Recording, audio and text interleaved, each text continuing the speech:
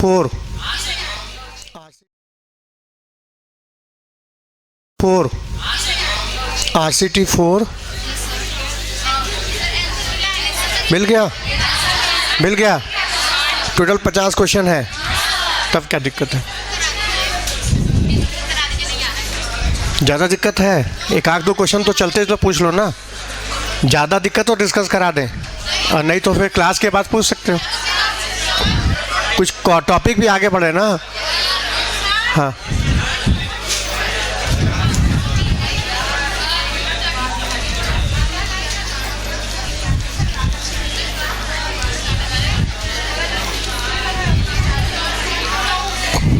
हाँ पीके।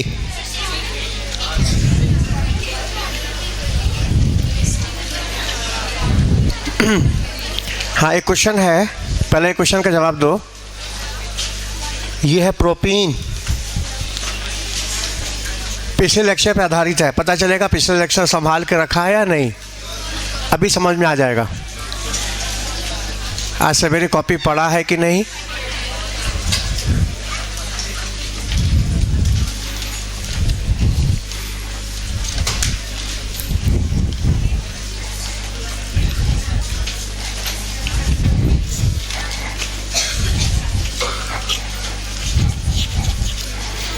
हाँ बताओ, इन दोनों में से कौन, किसका रिएक्शन फास्ट होगा? कौन पेरोक्साइड के साथ फास्ट रिएक्ट करेगा? ये है प्रोपीन और ये है एथीन। और क्यों? हाथ उठाओ। कौन फास्ट रिएक्ट करेगा? प्रोपीन और ethene. Which react with faster with peroxide CCl4 solvent.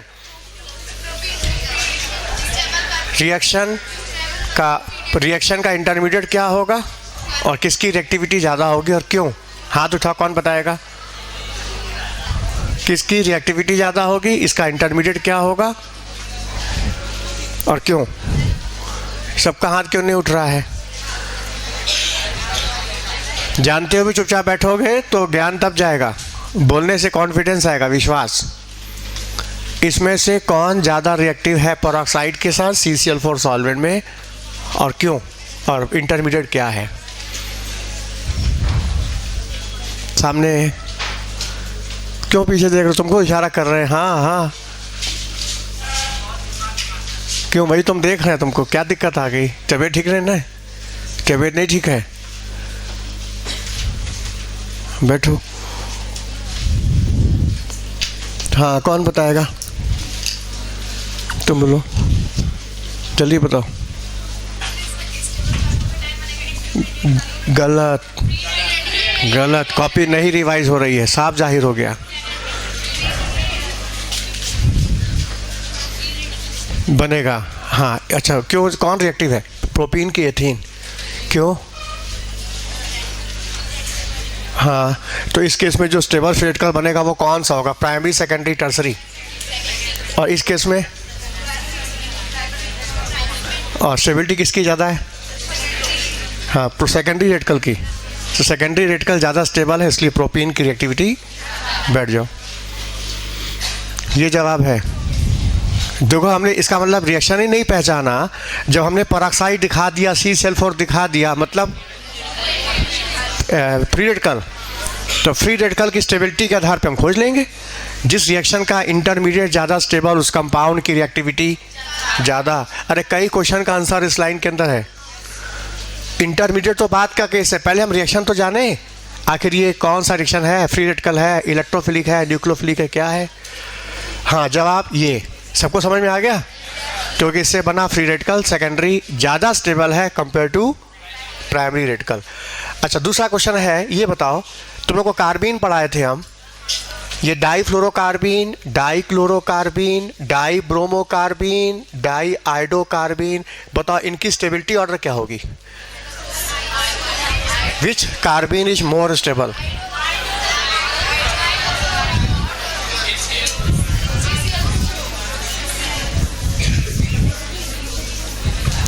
हाँ, विच कार्बीन मोर स्टेबल?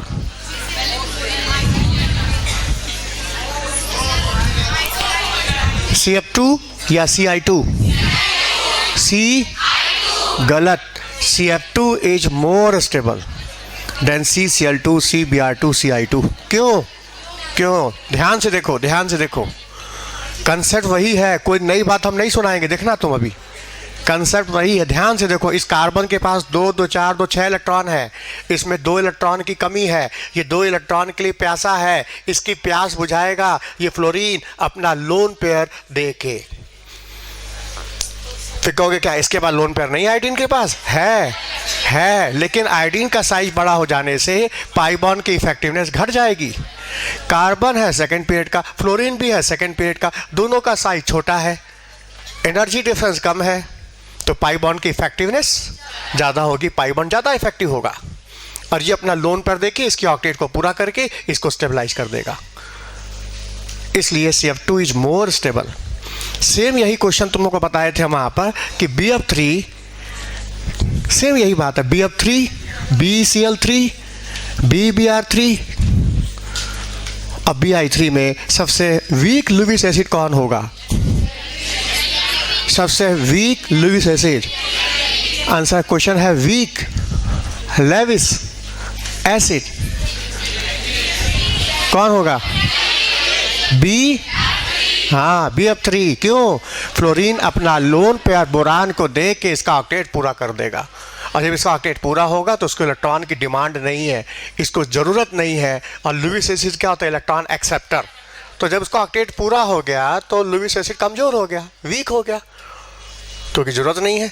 हाँ, इसको ज़रूरत सबसे ज़्यादा है, सबसे स्ट्रॉन्ग लुईस एसिड, और ये हो गया वीक लुईस एसिड। आंसर होगा जिस। सेम वही कंसेप्ट यहाँ भी है।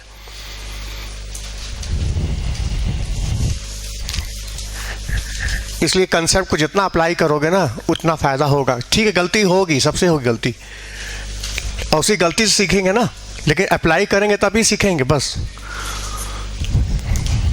हाँ देखो, पीके वैल्यू हम लोग देख रहे थे और हमने कंसेप्ट सुना दिया था और ये कहा था क्लास में कि जो स्ट्रॉन्ग एसिड होगा, एक बार हम एक लाइन में रिवाइज करें सारी बात को, आज के लेक्चर को एक लाइन में लिख देते हैं। Strong acid give stable and weak conjugate base. जो एसिड स्ट्रांग होगा वो हमको क्या देगा? Stable and weak conjugate base having high Ka value but smaller pKa।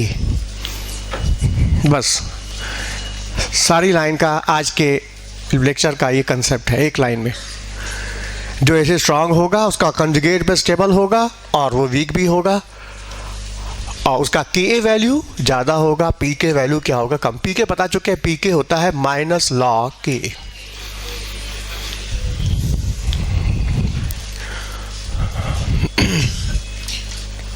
और कंजुगेट बेस की स्टेबिलिटी कैसे खोजेंगे? चार्ज डेंसिटी घटनी चाहिए। कंजुगेट बेस का चार्ज कम होना चाहिए, जितना चार्ज घटता जाएगा कंजुगेट बेस स्टेबल हो जाएगा, और कंजुगेट बेस स्टेबल तो एसिड क्या हो गया? स्ट्रॉन्ग। जहाँ 2 एसिड 4 एसिड आ जाए और ताकत देखनी है तो ये कंसेप्ट लगा दो। अब कंजुगेट बेस की स्टेबिलिटी के लिए तुमको इफेक्ट लगाने होंगे। क्या क्या? इंडक्टिव इफेक्ट्स, इंडक्टिव इफेक्ट लगाओगे, ये पता पड़ा चुके हैं। Resonance, resonance, mesomeric, aromaticity, aromaticity, ये कंसेप्ट लगाओगे। चौथा एस कैरेक्टर,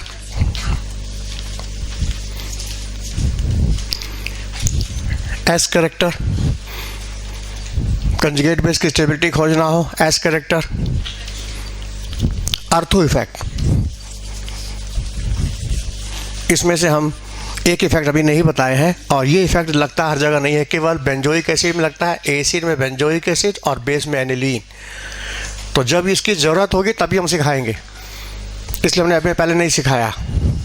जहाँ बेंजोइक एसिड का केस आएगा हम ये समझा देंगे, बाकी तो सब सिखा चुके हैं ना, इंडक्टिव, रेजोनेंस, एरोमेटिसिटी सब बता चुके हैं। अब इस कंसेप्ट को अप्लाई करके एसिड की स्ट्रेंथ खोजनी है और जो आंसर आएगा उसको इस शीट से मैच कराना है। और सबने किया भी होगा, बस फटाफट मिलाते चलो, आंसर हमको बताते जाओ कि हमने ये सोच करके एनालाइज किया, और जहाँ नहीं फिट होगा उसको हम समझाएंगे। और हमने कहा था इस शीट के मात्र 2 या 3 एग्जाम्पल ऐसे हैं जो तुमको रटने पड़ेंगे, जहाँ तुम्हारा कंसेप्ट इससे मैच नहीं करेगा। कुछ एक्सपेरिमेंटल वैल्यू भी होती है ना, अपवाद जिसको बोलते हैं, तो 2-3 एग्जाम्पल अपवाद में आएंगे, बाकी सब लग जाएंगे आगे पीछे सब मिला के। अब कल इसी शीट से देखा जाए तो कम से कम 40 क्वेश्चन बनता है। अब 40 में तुमने 2 याद कर लिया तो बाकी तुमको तैयार हो गया ना। और देखो रेजोनेंस का महत्व एरोमेटिक में ज़्यादा होगा। जब कोई एरोमेटिक सिस्टम आ जाए समझना रेजोनेंस को महत्व ज़्यादा देना है कंपेयर टू इंडक्टिव। इसको अलग से नोट कर लो। Resonance is more effective than inductive effect in aromatic compound. ऐसे देखो in aromatic compound resonance is more effective than inductive. In aromatic compound, resonance is more effective than inductive effect in determining the bond polarity charge separation. Resonance is more important than inductive in determining the bond polarity and charge separation. जहाँ aromatic system आ जाए तो resonance को ज़्यादा महत्व देना, क्योंकि हम बता चुके हैं एरोमेटिसिटी में पाई इलेक्ट्रॉन का एक्सटेंसिव डीलोकलाइजेशन होता है, और जितना चार्ज डीलोकलाइज होता जाएगा चार्ज डेंसिटी क्या होगी, घटती जाएगी, स्टेबिलिटी बढ़ती जाएगी। चलें आगे, नोट कर लिया। मेन पॉइंट यही है, जो ऐसे स्ट्रांग होगा उसका कंजुगेट बेस स्टेबल भी होगा और वीक भी होगा, और उसका Ka वैल्यू ज़्यादा होगा, Pk वैल्यू क्या होगा, कम होगा। और कंजुगेट बेस की स्टेबिलिटी खोजना कैसे है, इफेक्ट लगा के। ये सारे इफेक्ट लगाओगे जिसमें inductive, resonance, mesomeric, aromaticity, S character, अर्थो इफेक्ट बता देंगे, बाकी सब बता चुके हैं। और एरोमेटिक को महत्व कब ज़्यादा देना, जहाँ एरोमेटिक सिस्टम आ जाए। जहाँ एरोमेटिक आए रेजोनेंस को ज़्यादा हाईलाइट कर दो, ज़्यादा महत्व दो कंपेयर टू इंडक्टिव इफेक्ट। वैसे भी रेजोनेंस इंडक्टिव से हावी होता है, रेजोनेंस इंडक्टिव के ऊपर डोमिनेट होता है, लेकिन एरोमेटिसिटी में और पावरफुल हो जाता है। बोलो बात समझ में आ गई? चलें स्टार्ट करें। हाँ, शीट निकालो सब लोग, और जैसे हमने कहा था फोल्ड करो वैसे ही फोल्ड करना।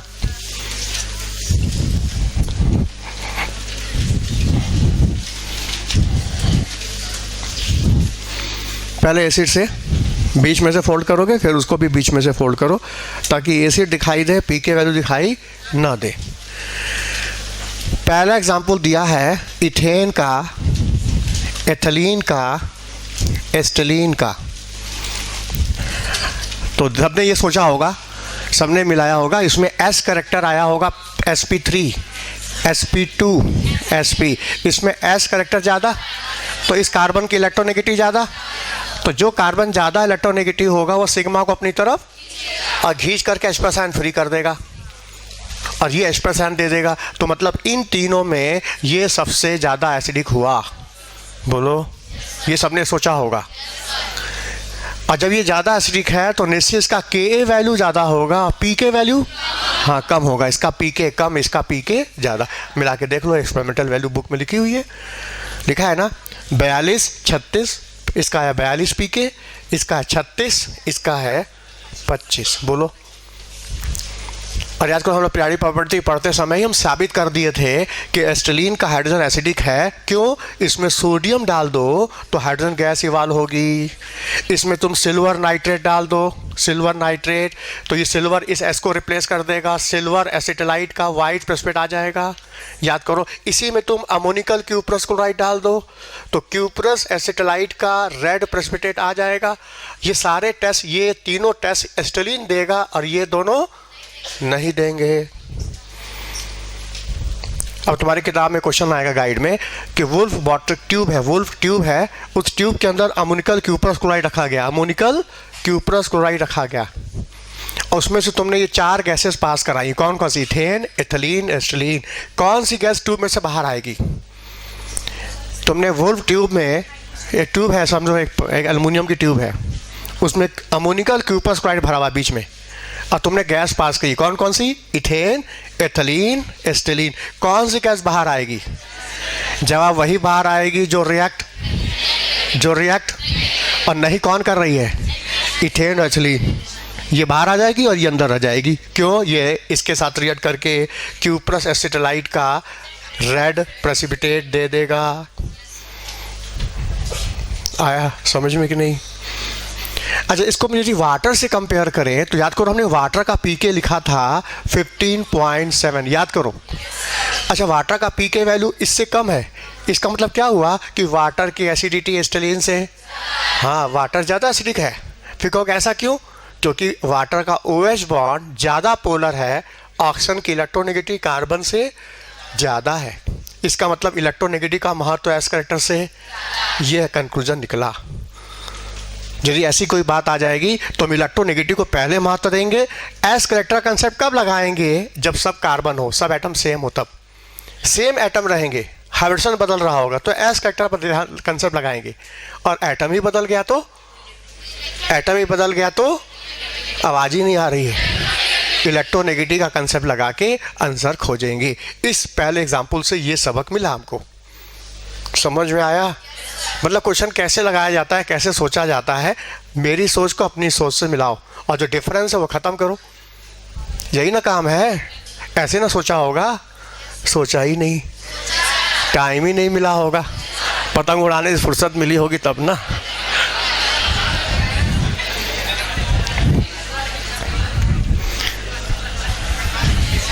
अब कोई सोच रहा होगा हमने पतंग तो उड़ाया ही नहीं। अरे तुमने पतंग नहीं उड़ाया, ख्यालों में तो पतंग उड़ाया होगा।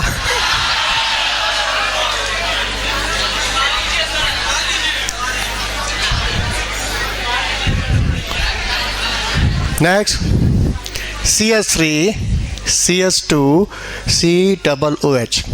दूसरा एग्जाम्पल है CH2 double bond CH COOH, HC triple bond COOH। अब देखो ध्यान से, जो चीज़ कॉमन है वो रिजल्ट डिसाइड नहीं करती है, उस पर ध्यान नहीं दिया जाता। ध्यान देते हैं जो चीज़ वेरिएबल हो। वेरिएबल क्या है?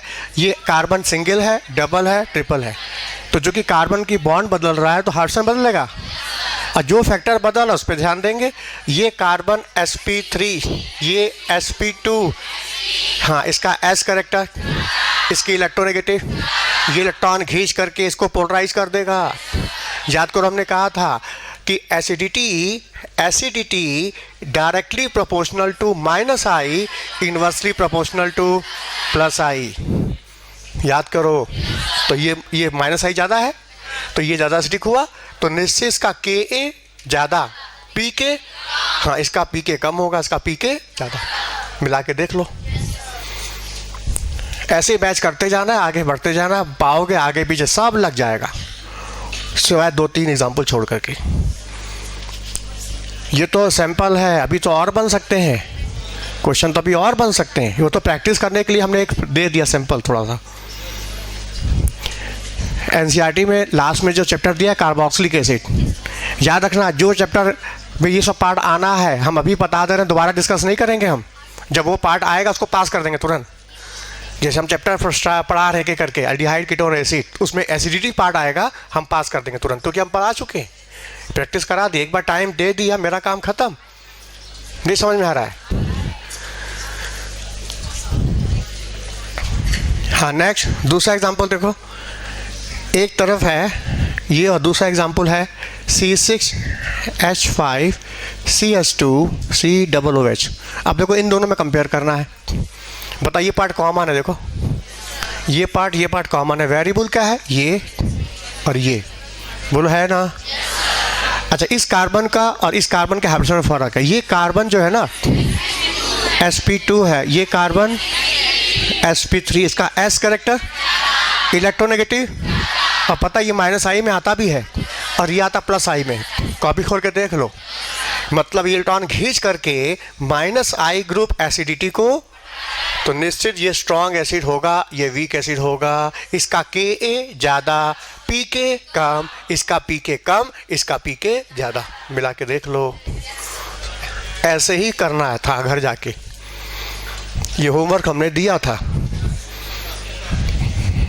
अब जिसका नहीं मैच कर रहा होगा तो बात करेगा हमसे कि हम तो ऐसा सोच रहे थे, यहाँ तो आप दूसरी बात बता रहे हैं। हाँ, चौथा क्वेश्चन है butyric acid, alpha chloro butyric acid, beta chloro butyric acid, gamma chloro butyric acid. Butyric acid butter में पाया जाता है, यह है butyric acid. This is alpha chloro butyric acid, beta chloro butyric acid, gamma chloro butyric acid. इसमें हम क्या देख रहे हैं, क्लोरीन की पोजीशन बदल रही है। क्लोरीन का नेचर क्या है बताओ, प्लस आई के minus I? Minus I, minus I. और हमको पता है acidity directly proportional to minus I, inversely plus I. अच्छा, रेजोनेंस लगेगा तो directly proportional to minus R, inversely proportional to plus R, ये भी है, रेजोनेंस भी तो लगेगा। हाँ, अब देखा जाए क्लोरीन का इलेक्ट्रॉनिटी ज़्यादा है, क्लोरीन की माइनस आई पावर ज़्यादा है, और इंडक्टिव पावर दूरी पर डिपेंड करती है। याद करना, पोलराइज तो इसी OH को होना है, इसी OH बॉन्ड को ही पोलराइज होना है। इस पोलराइजेशन में ये क्लोरीन इंडक्टिव इफेक्ट से इलेक्ट्रॉन खींच करके इसको पोलराइज करेगा, तो क्लोरीन माइनस आई से विड्रॉ करके इसको पोलराइज करके इसकी एसिडिटी को बढ़ाएगा। अच्छा, देखो दूरी बढ़ती जा रही है तो इसका माइनस आई इफेक्ट घटता जाएगा, एसिडिटी घटती जाएगी। तो इन चारों में देखा जाए सबसे ज़्यादा एसिडिक हुआ 2 के बाद 3 के बाद 4 के बाद फिर 1 आएगा। जो इसमें माइनस आई है, इसमें माइनस आई है ही नहीं, इसमें तो प्लस आई है। अब इस कंसेप्ट को इस बुक के डाटा से मिला सकते हो, इसका डाटा बुक का अवेलेबल है जो एक्सपेरिमेंटल है।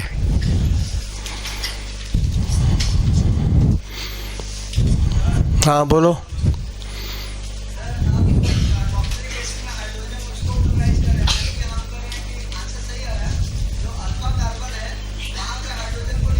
सी अल्फा कार्बन लगा CH बॉन्ड, और थोड़ी देर पहले हमने बोला OH बॉन्ड का महत्व CH बॉन्ड से ज़्यादा है, तो उसको लाइन को फिर तुम भुला गए, फिर दिमाग लगाया ज़्यादा। पहले उस लाइन को पकड़ के तुम चलो, तो फिर जब बात लड़ेगी तब हम फिर विचार करेंगे इस पर ना, जो हमने वो तो पूरे कंसेप्ट तो पूरे केमिस्ट्री में लग जाएगा, वो तो हर जगह लग जाएगा वो तो। लेकिन जब तुम्हारे सामने OH बॉन्ड दिख रहा है और एक CH बॉन्ड दिख रहा है, तुम पहले किसका स्पेस निकालें? हाँ, तो उसको ना कंपेयर करेंगे, CH को क्यों निकालेंगे? चलें आगे।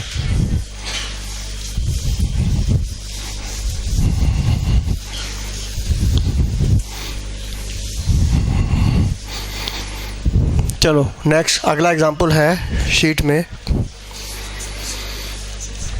हाँ, acetic acid, fluoroacetic acid, chloroacetic acid, bromoacetic acid, iodoacetic acid. इसमें देखो वेरिएबल क्या है, सब कॉमन है, केवल हाँ अल्फा कार्बन पर फंक्शनल ग्रुप से लगे अल्फा कार्बन पर यहाँ हाइड्रोजन है और यहाँ फ्लोरीन, यहाँ क्लोरीन, यहाँ ब्रोमीन है। वेरिएबल देखो यही है, बस आंसर यहीं छिपा है। याद रखना, जो चीज़ बोले उसको मान लो और उसके बाद अप्लाई करो बस। क्योंकि इतना रिसर्च करने के बाद क्या छोटा हो सकता है, क्या हल्का हो सकता है, ये हम करके लाए हैं। और उसमें ज़्यादा छेड़छाड़ करोगे तो रह जाओगे पीछे, समझ लेना। बस जो बात समझ में आती जा रही उसको अप्लाई करते जाओ, और देखो कितने क्वेश्चन लगते हैं तुम्हारे, और जितने क्वेश्चन लगाओगे उतना विश्वास आएगा। मेरी बात सुन के विश्वास किसी को नहीं आएगा, हम बता दे रहे हैं। हाँ देखो सामने वेरिएबल क्या है, HFClBrI। इसमें फ्लोरीन की इलेक्ट्रोनेगेटिव, इसकी माइनस आई पावर, अब माइनस आई ग्रुप एसिडिटी को, तो सबसे स्ट्रॉन्ग एसिड ये हुआ। 1 2 3 4 5, तो सबसे ज़्यादा हुआ 2, 2 के बाद 3, फिर 1। मिला सकते हो, मिलाया भी होगा सबने। अब इसी में हम जैसे 1 क्लोरीन लगाए, फिर यहाँ 2 क्लोरीन लगाया, फिर इसके बाद 3 क्लोरीन लगाया, क्लोरीन ग्रुप की संख्या बढ़ा दिया। तो जैसे जैसे विड्रॉइंग ग्रुप की संख्या बढ़ाते जाएंगे उसकी ताकत, अब विड्रॉइंग ग्रुप की ताकत बढ़ेगी तो एसिडिटी भी बढ़ जाएगी।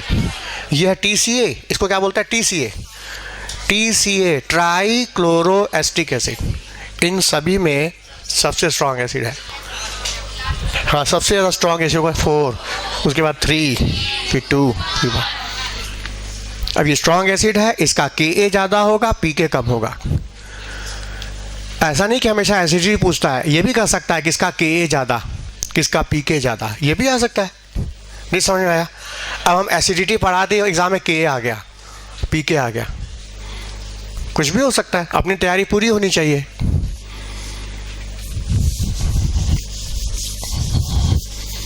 नेक्स्ट, अगला एग्जाम्पल है फार्मिक एसिड, ऑक्सैलिक एसिड। ध्यान से देखो, कॉमन है, यहाँ तक कॉमन है, वेरिएबल हाइड्रोजन और वेरिएबल है ये। ध्यान से देखो, हमने जब इंडक्टिव की पावर नोट कराई थी उसमें इसको भी -i में रखा था, इसको भी -i में रखा था, दोनों -i में आते हैं, दोनों -i में आते हैं। हाँ, किसकी -i पावर ज़्यादा है? इसकी ज़्यादा है, तो जिसकी -i पावर ज़्यादा तो उसकी एसिडिटी भी क्या होगी? इसका मतलब ऑक्सैलिक एसिड फार्मिक एसिड से स्ट्रॉन्गर हुआ। ये पता है ऑक्सैलिक एसिड है, इसका नाम है ऑक्सैलिक एसिड। ये स्ट्रॉन्गर एसिड है, क्यों? क्योंकि इसकी -i पावर हाइड्रोजन से ज़्यादा। तो निश्चित का Ka value, Pk value check कर लो, 1.23, 3.77 दिख रहा है ना? अच्छा, इसी ऑक्सैलिक एसिड के बीच में हम एक CH2 लगा दें। अब इसको हटाओ, फार्मिक एसिड हटा दो।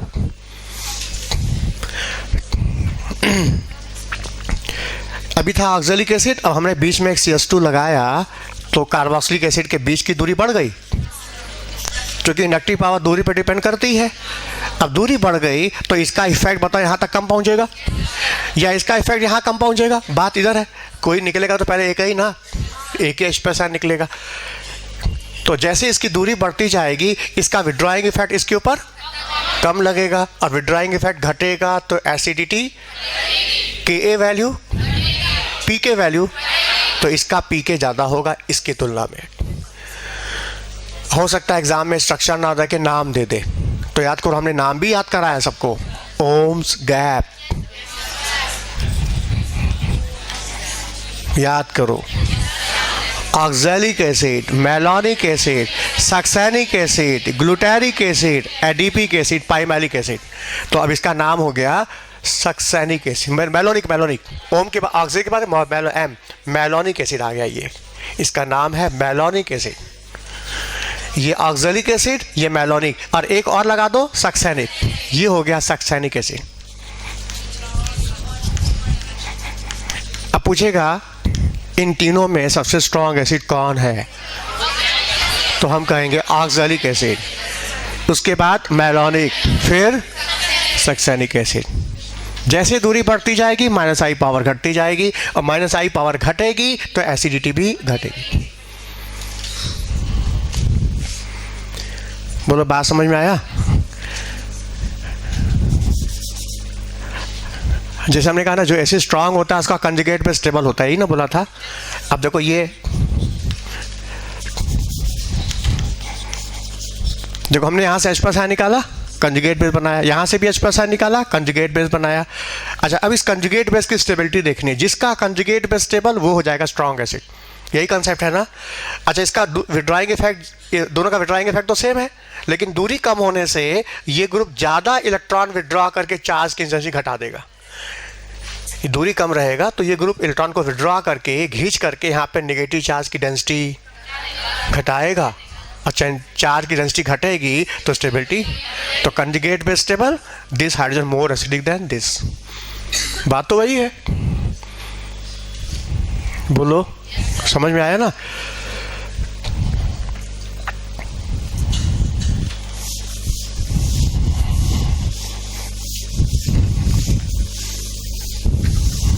नेक्स्ट,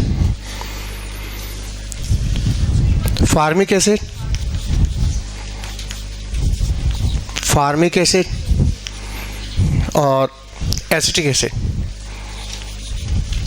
इन दोनों में कंपेयर किया जाए तो ये कॉमन है, ये है प्लस आई, ये है माइनस आई। अब प्लस आई ग्रुप एसिडिटी को घटाता है तो ये घटाएगा। कैसे घटाएगा? ये H प्लस आयन निकलने के बाद नेगेटिव चार्ज को ये इलेक्ट्रॉन दे करके और इंटेंसिफाई करेगा, जबकि यहाँ से H प्लस निकलने के बाद नेगेटिव चार्ज को ये इंटेंसिटी घटाएगा, ये इलेक्ट्रॉन खींच करके चार्ज की इंटेंसिटी कम कर देगा, स्टेबिलिटी को। और conjugate base stable, this hydrogen will be more acidic. या ये कर सकते हो, ये प्लस आई है, ये माइनस आई है, और माइनस आई ग्रुप एसिडिटी को बढ़ाता है।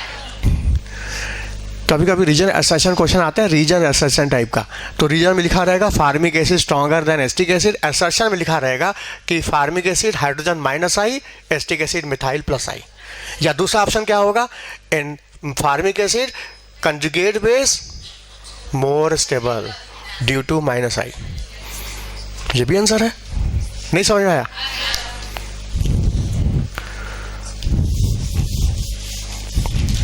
अच्छा, अब हम कंपेयर करें बेंजोइक एसिड के साथ, तो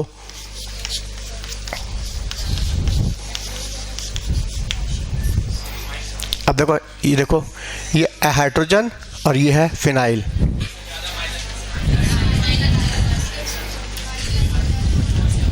अगला एग्जांपल बेंजोइक एसिड है ना, है ना?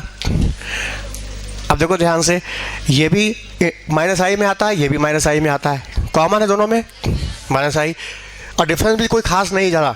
देखो इंडक्टिव पावर की दूरी देखो में, इसमें कोई डिफरेंस नहीं है। अच्छा ध्यान से देखो, ये जो पाई है इस पाई के साथ कंजुगेशन में है, ध्यान से देखो, और ये कंजुगेशन में आ जाने से, और इसका नेचर क्या, विड्रॉइंग है। ये इलेक्ट्रॉन खींचना जानता है, देना नहीं जानता, कभी देगा नहीं, ये खींचेगा, तो ये पाई इधर की ओर शिफ्ट कर जाएगा, और ये पाई इधर की ओर शिफ्ट करके इसके पॉजिटिव चार्ज को सप्रेस करेगा, तो इसकी विड्रॉइंग पावर क्या होगी, कम, तो एसिडिटी भी क्या हो जाएगी, कम। ये वीक एसिड हो जाएगा, ये स्ट्रॉन्ग एसिड, यानी formic acid stronger then benzoic acid. मिला के देखो, फार्मिक एसिड स्ट्रॉन्गर है बेंजोइक एसिड से, तो निश्चित फार्मिक एसिड का Ka ज़्यादा, पीके चेक कर लो, फार्मिक एसिड का पीके लिखा है 3.77, बेंजोइक एसिड का 4.2, सही तो है? बोलो समझ में आ रहा है?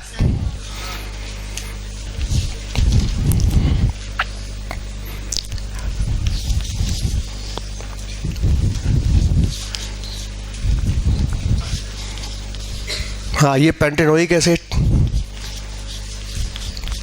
Alpha beta unsaturate pentanoic acid,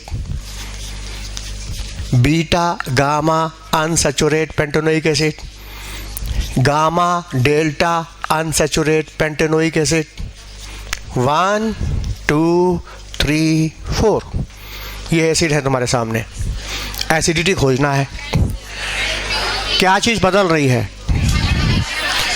double bond की पोजीशन बदल रही है, पोजीशन है ना, इसका मतलब पोजीशन बदल रही है, तो इंडक्टिव पावर दूरी पर डिपेंड करती है, तो निश्चय हम दूरी वाला कंसेप्ट लगाएंगे। क्वेश्चन ही तुमको बताएगा क्या कंसेप्ट लगाना है, क्वेश्चन को ध्यान से देखोगे अपने आप समझ में आएगा क्या कंसेप्ट लगाना है। यहाँ डबल बॉन्ड की पोजीशन बदल रही है, सिंगल डबल, है ना, तो दूरी बढ़ती जाएगी, इसका इफेक्ट दूरी के हिसाब से कम होता जाएगा।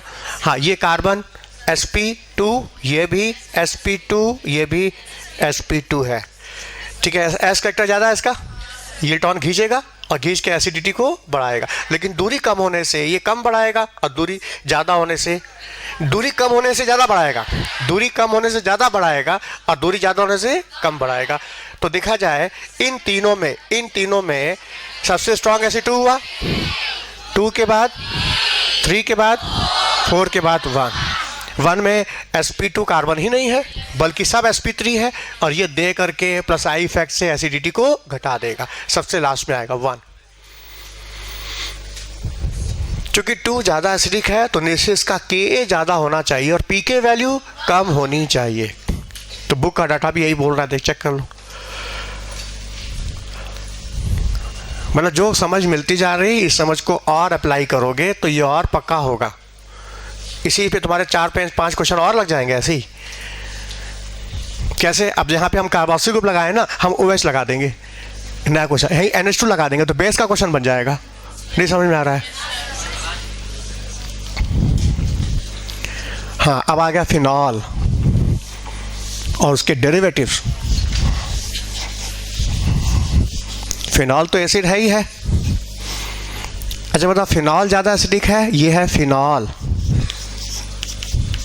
और ये है एसिटिक एसिड और ये है बेंजोइक एसिड। हाँ बताओ, फिनॉल ज़्यादा एसिडिक है कि एसिटिक एसिड? पहले ये बताओ।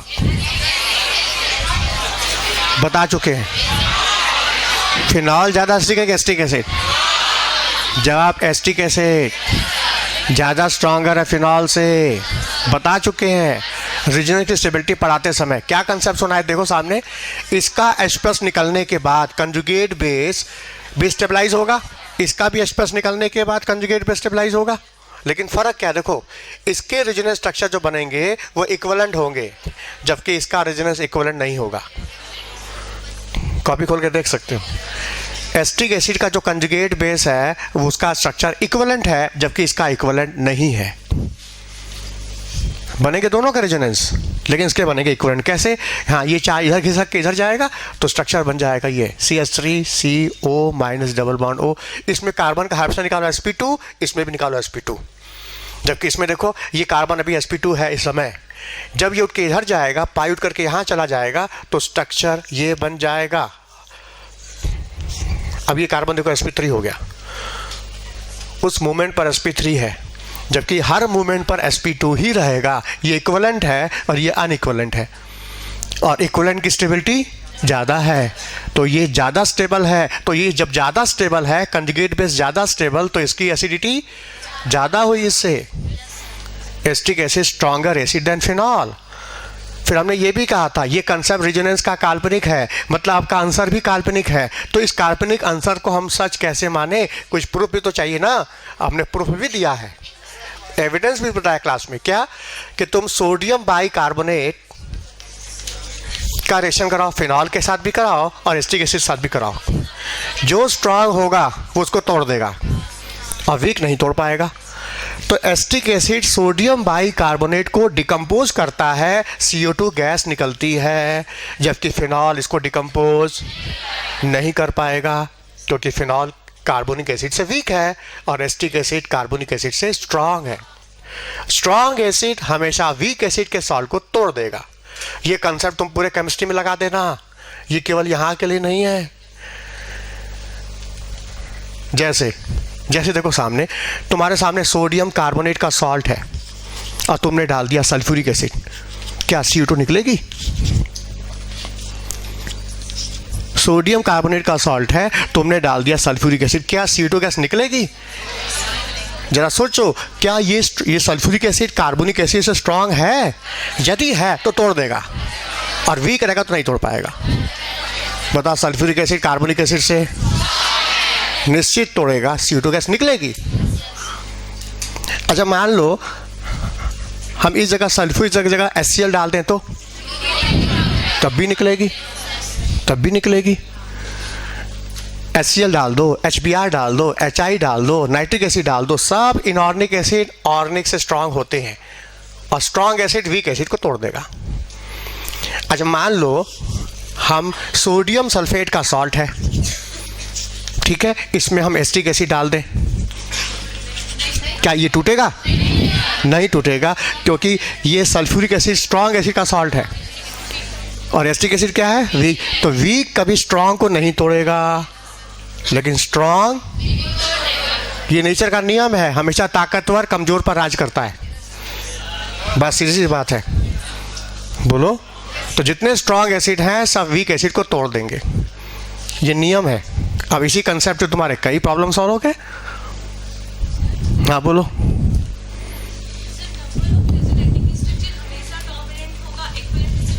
तो हमने जो लिखवाया स्टेबिलिटी का 8 पॉइंट सीक्वेंस में याद करो, क्या मतलब रह गया उसका? जब हमने बोल दिया फिर उसमें दिमाग क्यों चलाए?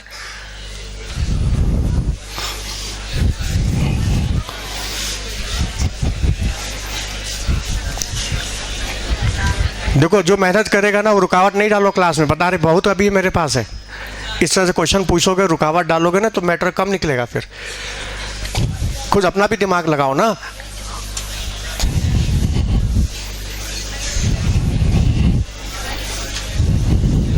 हाँ देखो सामने, ये तो क्लियर हो गया। अच्छा, कार्बोनिक एसिड देखो, कार्बोनिक एसिड, ये कार्बोनिक एसिड और ये एसिटिक एसिड। देखो ध्यान से, ये है कार्बोनिक एसिड और ये एसिटिक एसिड। ध्यान से देखो, सोडियम बाई कार्बोनेट किसका सॉल्ट है? कार्बोनिक एसिड का ना सॉल्ट है। बोलो, यदि स्ट्रांग हुआ इसकी तुलना में तो ये इसको नहीं तोड़ पाएगा, और यदि ये स्ट्रांग रहेगा इसकी तुलना में तो ये इसको तोड़ेगा, क्योंकि ये सॉल्ट इसी का है ना। यदि एसिटिक एसिड से स्ट्रांग हो गया तो ये क्या करेगा? इसके सॉल्ट को तोड़ देगा, और यदि वीक रहेगा तो नहीं तोड़ पाएगा। बात समझ में आया? हमेशा स्ट्रांग एसिड वीक एसिड के सॉल्ट को तोड़ देता है। अब इस बात को ध्यान में रख के तुम रिएक्शन करा सकते हो किसी के साथ भी। अच्छा, एक चीज और देखो, तो इधर सामने देखो, सोडियम सल्फाइड का सॉल्ट है, Na2SO3 का सॉल्ट है, ठीक है। इसमें तुम डाइल्यूट HCl डालोगे या सोडियम क्लोराइड का सॉल्ट है, सोडियम ब्रोमाइड का सॉल्ट है, ड्रोडियम ब्रोमाइड का, इसमें तुम डाइल्यूट HCl डालोगे ना तो ये नहीं टूटेगा। पहली बात देखो ध्यान से, ये HBr ज़्यादा स्ट्रांग होता है, पता है ना, HBr के एसिड HCl से। तो बताइए वीक एसिड हुआ, और वीक एसिड होने की वजह से स्ट्रांग एसिड के सॉल्ट को नहीं तोड़ पाएगा, क्योंकि ये HCl HBr से क्या होता है? वीक होता है। बोलो समझ में आया? हाँ, यदि हम कोई स्ट्रांग एसिड डाल दें और कंसनट्रेट डाल दें तोड़ देगा इसको, इसमें से ब्रोमीन गैस निकलेगी। सल्फ्यूरिक डाल दो H2SO4 कंसनट्रेट, वो ताकतवर है, वो क्या करेगा? इसको तोड़ देगा। इसका मतलब तुम ये हुआ कि यदि हमको एसिडिक का ऑर्डर मिल जाए तो हम उसको देख के बता सकते हैं कौन किसको तोड़ किस पर राज करेगा। बोलो, वो ऑर्डर हम बोर्ड पे लिख देते हैं। हाँ, पहले ये बताओ, इधर बताओ, पहले एसिटिक एसिड ज़्यादा स्ट्रांग है कि कार्बोनिक एसिड? हाँ, कंसेप्ट क्या बोलता है? जिस एसिड का कंजुगेट बेस स्टेबल, जिस एसिड का कंजुगेट बेस वो एसिड स्ट्रॉन्गर। यही लिखा था ना बोर्ड पर, सामने देखो। कंजुगेट बनाया जाए, कंजुगेट। कंजुगेट कैसे बनता है? H+, चलो निकालो, यहाँ से H+ निकालो, क्या बना?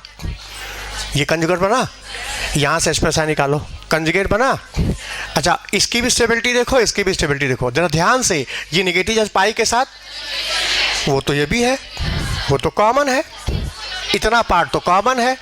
कॉमन पे दिमाग मत लगाओ, वेरिएबल देखो, ये और यहाँ पर ये। अच्छा, ये मिथाइल इंडक्टिव इफेक्ट के थ्रू इलेक्ट्रॉन दे रहा है, अब दे के इसके चार्ज को इंटेंसिफाई कर रहा है, जबकि ध्यान दो ये लोन पेयर अपना दे करके यहाँ पॉजिटिव चार्ज को सप्रेस कर रहा है, और सप्रेस करके इलेक्ट्रॉन की पावर खींचने कम कर रहा है। ये दे रहा रेजोनेंस के थ्रू और ये दे रहा इंडक्टिव के थ्रू। दे ये भी रहा है, दे ये भी रहा है। बताओ कौन ज़्यादा दे रहा है? ये ज़्यादा दे रहा है, और प्लस आर ग्रुप इंडक्टिव के ऊपर डोमिनेट होता है, तो ये प्लस आर ग्रुप एसिडिटी को घटाएगा, तो ये कमज़ोर एसिड हो गया, ये स्ट्रॉन्ग एसिड हुआ। Acetic acid stronger acid than carbonic acid. Note कर लो इसको, acetic acid stronger acid than carbonic acid.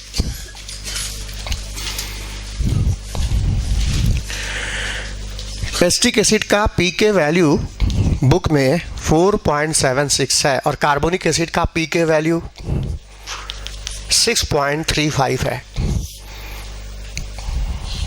6.35 है, ये बुक में रिपोर्टेड वैल्यू है, मिला सकते हो।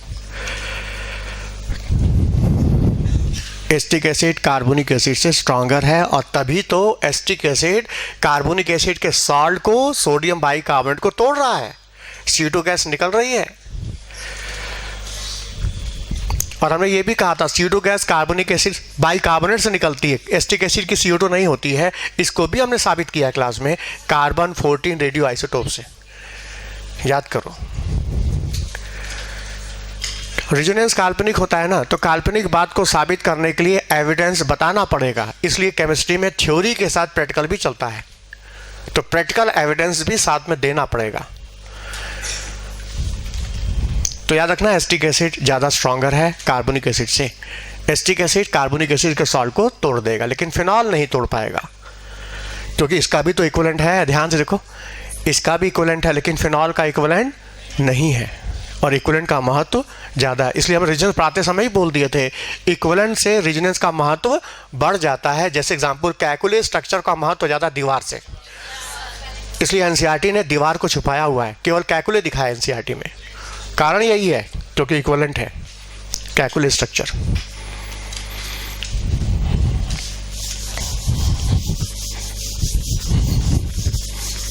चलो अब आ गया फिनॉल का डेरिवेटिव।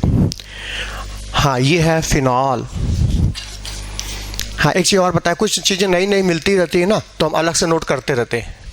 तो जैसे एक नया चीज़ और मेरे सामने आई है, वो ये देखो ज़रा, ये और ये, इन दोनों में कौन ज़्यादा एसिडिक होगा? ये ज़्यादा एसिडिक होगा या ये ज़्यादा एसिडिक होगा? पहला कौन, दूसरा कौन? 1 2 बोलो।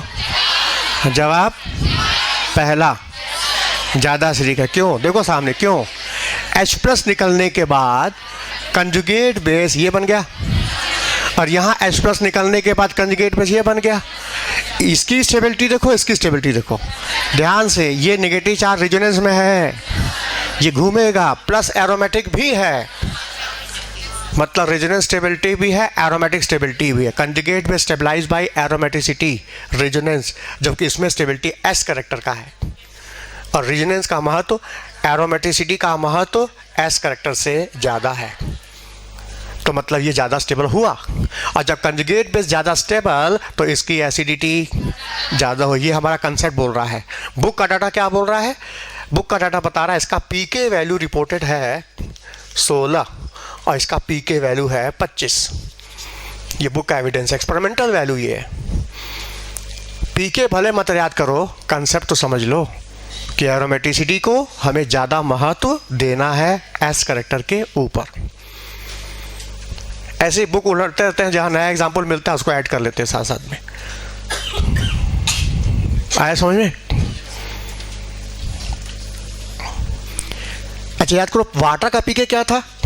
वाटर का पीके था 15.7। जरा उससे कंपेयर करो तो, इसका पीके था 15.7। इसका मतलब क्या हुआ? ये ज़्यादा एसिडिक है, लेकिन इसकी तुलना में कम है, क्योंकि इसका वाटर का 15.7 और इसका 16। लगभग हम कह सकते हैं वाटर के आसपास है, ये नज़दीकी है एक तरफ से, लेकिन वाटर ज़्यादा एसिडिक है। इसका मतलब OH बॉन्ड पोलर है और CH बॉन्ड कम पोलर है, तो बॉन्ड पोलरिटी का महत्व तो ज़्यादा है। बोलो समझ में आया? ध्यान से सुन रहे हो? बॉन्ड पोलरिटी का महत्व एस कैरेक्टर से ज़्यादा है। मतलब ये दो एग्जाम्पल तुम्हारे सामने आए हैं, बाकी और लगाओ और प्रैक्टिस करो, और कोई नहीं मैच करता मेरे पास लाओ, हम उसको स्टडी करेंगे, हम हायर बुक से चेक करेंगे, उसको सारे डाटा को चेक करेंगे। बात समझ में आई ना?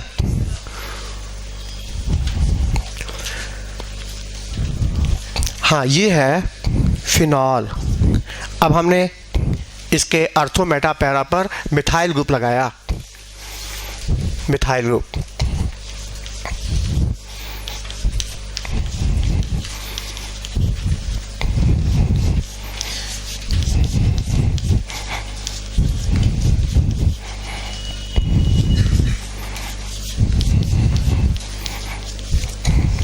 क्वेश्चन आएगा, एसिडिटी ऑर्डर बताइए। याद रखना, पीके वालों कोई देख लेगा और फिर दिमाग नहीं काम करेगा, बता दे रहे, बिना देखे अपना समझ लगाओ।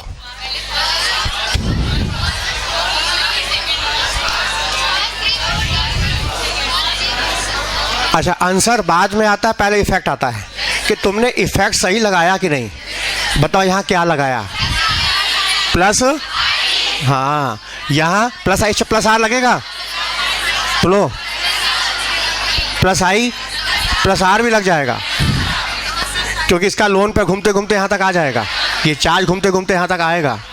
यहाँ प्लस आई प्लस आर, यहाँ केवल, और यहाँ प्लस आर, दो इफेक्ट लगेगा। अब किसी को कोई बात नहीं समझ में आ रही कि प्लस आर कैसे है, तो हम जवाब दे सकते हैं, और नहीं पूछोगे तो हम आगे बढ़ जाएंगे।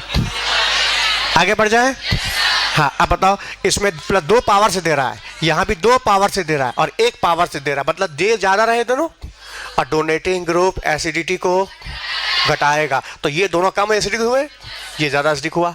जबकि यहाँ कोई देने वाला है ही नहीं, तो सबसे ज़्यादा एसिडिक ये हुआ 1 के बाद 3 4 2 सबसे पीछे क्यों है, दूरी कम होने से प्लस आई पावर ज़्यादा होगी। इसलिए याद रखना, acidity directly proportional to minus I, inversely plus I, directly proportional to minus R, inversely plus are.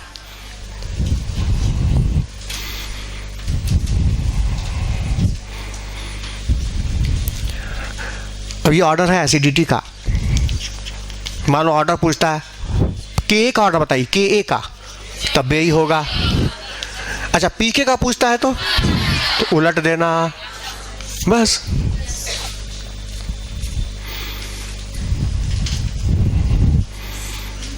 अच्छा मान लो हम मिथाइल ग्रुप की जगह हम नाइट्रो ग्रुप लगा दें तो आंसर तो बदल जाएगा।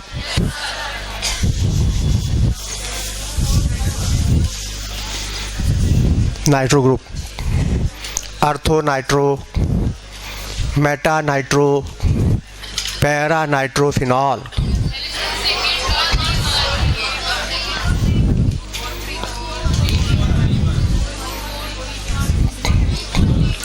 सोच लिया, हाँ यहाँ लगाया होगा माइनस और आर लगेगा, प्लस आर के माइनस आर, और कोई इफेक्ट लगेगा बोलो, लगेगा, हाइड्रोजन बॉन्ड भी लगेगा। और जहाँ तुमने एक इफेक्ट कम कर दिया आंसर गया, उल्टा हो गया, हाइड्रोजन बॉन्ड भी लगेगा। इसकी एसिडिटी में हाइड्रोजन बॉन्ड का रोल है। याद करो, हम हाइड्रोजन बॉन्ड पढ़ाते समय बताए थे, क्या बताए थे कि H+ निकलने के बाद, देखो सामने, देखो ध्यान से, इसमें ये बॉन्ड पोलर है, ऑक्सीजन की इलेक्ट्रोनेगेटिव हाइड्रोजन से ज़्यादा है, ऑक्सीजन हाइड्रोजन टाउन को अपनी तरफ खींचेगा, डेल्टा नेगेटिव डेल्टा, और ये बॉन्ड भी पोलर है, यहाँ भी डेल्टा नेगेटिव डेल्टा, इस नेगेटिव चार्ज का इस पॉजिटिव चार्ज से इंटरेक्शन हो जाएगा और बन जाएगा इंट्रा मॉलिक्यूलर हाइड्रोजन बॉन्डिंग। तो जिस हाइड्रोजन को निकलना था H+ आयन के रूप में, वो निकलने से पहले ही स्टेबल हो गया due to chelation, cyclisation, intramolecular hydrogen bonding. जब ये स्टेबल है तो H+ आयन अब जल्दी बाहर नहीं आएगा, तो हाइड्रोजन बॉन्ड से एसिडिटी घटेगी और माइनस आई से बढ़ेगी, माइनस आर से बढ़ेगी, माइनस आई माइनस आर से बढ़ेगी और हाइड्रोजन बॉन्ड से क्या होगा, घटेगी। मतलब 3 इफेक्ट लग रहे हैं, जिसमें 2 बढ़ा रहे हैं और 1 घटा रहा है। जबकि यहाँ देखो, यहाँ क्या लगेगा, केवल माइनस आई, यहाँ माइनस आई माइनस आर। यहाँ बढ़ाने वाले कितने, 2, यहाँ बढ़ाने वाला 2, घटाने वाला 1, मतलब एक विरोध में है, इसका कोई विरोध, ये निर्विरोध आगे बढ़ जाएगा और इसका सबसे स्ट्रॉन्ग एसिड हो जाएगा, सबसे ज़्यादा 4। अच्छा यहाँ बढ़ाने वाला 2, यहाँ बढ़ाने वाला 1, तो 2 की ताकत इससे, इसके बाद नंबर आएगा 2, और फिर इसमें कोई बढ़ाने वाला है ही नहीं, 1। ये ऑर्डर एसिडिटी का। और के का ऑर्डर पूछे सेम, पीके का पूछे उल्टा कर दो। अब चेक करो जरा, डाटा मिलाओ, ये बुक का डाटा क्या बोलता है, इसका भी सुनो। मेन तो ये है, मिला के देख लो, पीके से मैच कर रहा है।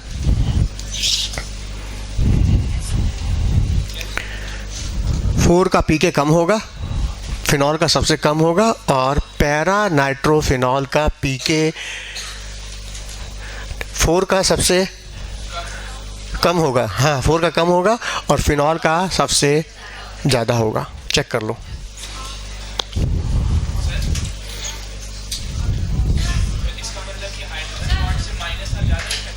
दिख रहा है ना? बस ये इसी समझ को पकड़ लो और 10 जगह और अप्लाई कर लो और देखो कितना दम है इसमें। हम रास्ता देंगे, चलना तुमको है। इसी से 10 क्वेश्चन और लगेंगे तुम्हारे। अभी हम तो केवल मिथाइल लगाएं, नाइट्रो लगाएं। अभी भी बहुत सारे ग्रुप लग सकते हैं। डिफरेंट ग्रुप लगा के एग्जामिनर नया नया क्वेश्चन बना सकता है।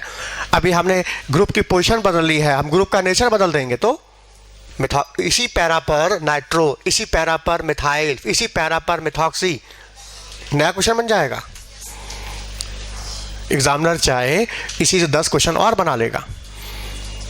अब वो मेरे शीट में है, हमने जो शीट दी है ना, कुछ शीट में दिया, कुछ टेस्ट पेपर के लिए बचा के रखे।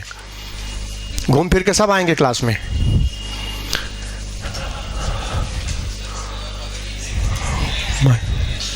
जिसको बात करना माइक से करें ना, पीछे वाले। हाँ बोलो।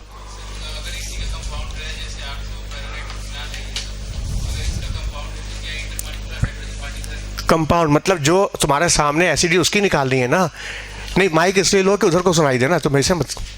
अरे बात तुम कर रहे हो, माइक उधर भिजवा रहे हो, तुम्हारी आवाज़ भी वहाँ तक पहुँचे ना। सर कह रहे हैं कि आर्थो, मेटा और नाइट्रो पोजीशन पे यदि लगाने के बाद फिनाल बन रहा है। हाँ, तो जो कंपाउंड तुम्हारे सामने आएगा तुम उसका आंसर निकालोगे ना। तो जैसे कोई डेरिवेटिव बना दिया जाए तो उसका आंसर निकालेंगे। अब मान लो तुम एच हटा के क्वेश्चन बनाओगे, जैसे कहो कि इसमें कौन ज़्यादा एसिडिक होगा, तो अरे इसमें एच प्लस है ही नहीं, एसिडिक कहाँ से होगा? एसिडिक फिनॉल की निकलेगी या सोडियम फिनॉक्साइड की? अब ये फिनॉल का डेरिवेटिव हो गया, सोडियम सॉल्ट ऑफ फिनॉल। बोलो एसिडिक किसकी निकलेगी, फिनॉल की या सोडियम फिनॉक्साइड की? फिनाल की निकलेगी। तो फिर तो जो डेरिवेटिव जो बना रहे उसमें एच रहेगा कि नहीं रहेगा? नहीं रहेगा। डेरिवेटिव ही नहीं रहेगा ना, डेरिवेटिव में तो एच प्लस लास्ट करने के बाद ही सोडियम आएगा ना। हाँ, तो अब उसकी एसिड की तो बात ही नहीं होगी, तो उससे कंपेयर तो कर नहीं सकते तुम। सर जब यदि फिनाल का जो कंपाउंड रहेगा, जैसे हाँ फिनॉल का रहेगा तो उसमें तो हाँ बोलो क्या लगाओगे जी फिर? हम अगर बात करें जो पैरानाइट्रोफिनाल है, तो क्या ये इंटरमॉलिक्यूलर हाइड्रोजन बॉन्डिंग करेगा यहाँ? तुम ही बताओ, हमसे पूछ रहे हो, तुम बताओ क्या ये हाइड्रोजन बॉन्डिंग करेगा? फिर हाइड्रोजन बॉन्डिंग तो अर्थों पर ना हो सकती है। तो जब अर्थों पर कोई ग्रुप लगा रहेगा तब हम हाइड्रोजन बॉन्ड पे विचार करेंगे। अब मान लो अर्थों पर हम लगा देते हैं मिथाइल ग्रुप, क्या हाइड्रोजन बॉन्ड लगेगा? तो हम उस पर बात ही नहीं करेंगे। जिसमें जो इफेक्ट लगेगा उसको लगाएंगे और जो नहीं लगेगा उसको हम छोड़ देंगे, और जो लगेगा उसका असर देखेंगे। दो मॉलिक्यूल्स के बीच तो हाइड्रोजन बॉन्डिंग हो सकती है ना? दो मॉलिक्यूल के नहीं, तो उसका असर एसिडिटी पर नहीं पड़ेगा। एसिडिटी पर आता है से इंट्रा से, इंटर से नहीं आएगा। क्योंकि इंट्रा से स्टेबिलिटी आती है, चिलेशन होता है, स्टेबिलिटी आती है, इंटर से नहीं। हाँ नेक्स्ट, यदि हम नाइट्रो ग्रुप की संख्या बढ़ा दें तो अब जैसे एक नाइट्रो, यहाँ एक नाइट्रो, यहाँ लगा दो 2 नाइट्रो और यहाँ लगा दो 3 नाइट्रो।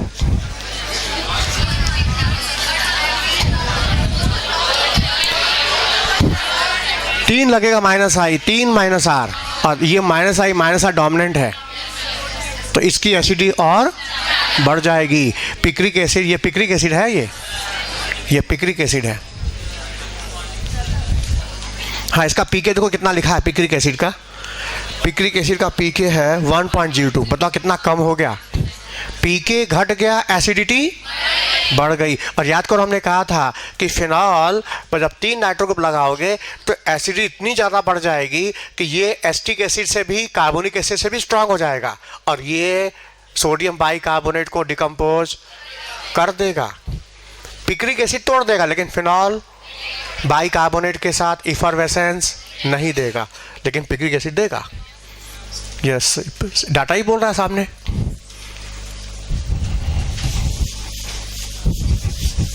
अब आया बेंजोइक एसिड। अब एक नया इफेक्ट सीखना होगा हमको यहाँ पर, अर्थो। पहले अर्थो इफेक्ट समझा देंगे फिर हम इसको अप्लाई करेंगे। अर्थो इफेक्ट क्या है? अर्थो effect,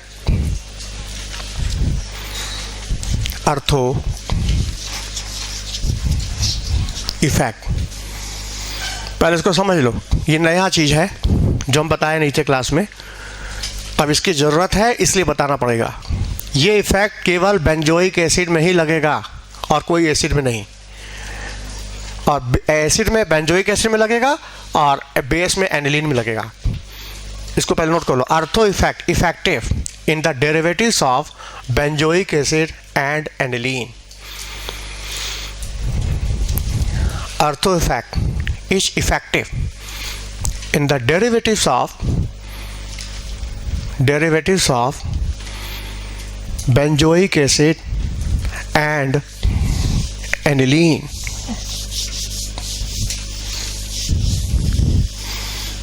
Ortho effect effective in the derivative. Ortho लिखना, ortho derivative. Ortho effect is effective in the ortho derivatives. Ortho derivative शब्द जोड़ दिया हमने, ortho derivatives of benzoic acid and aniline.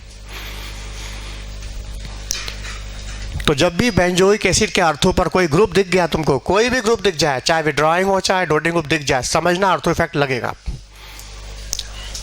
बात समझ में आया? बेंजोइक एसिड के अर्थों पर, यह बेंजोइक एसिड,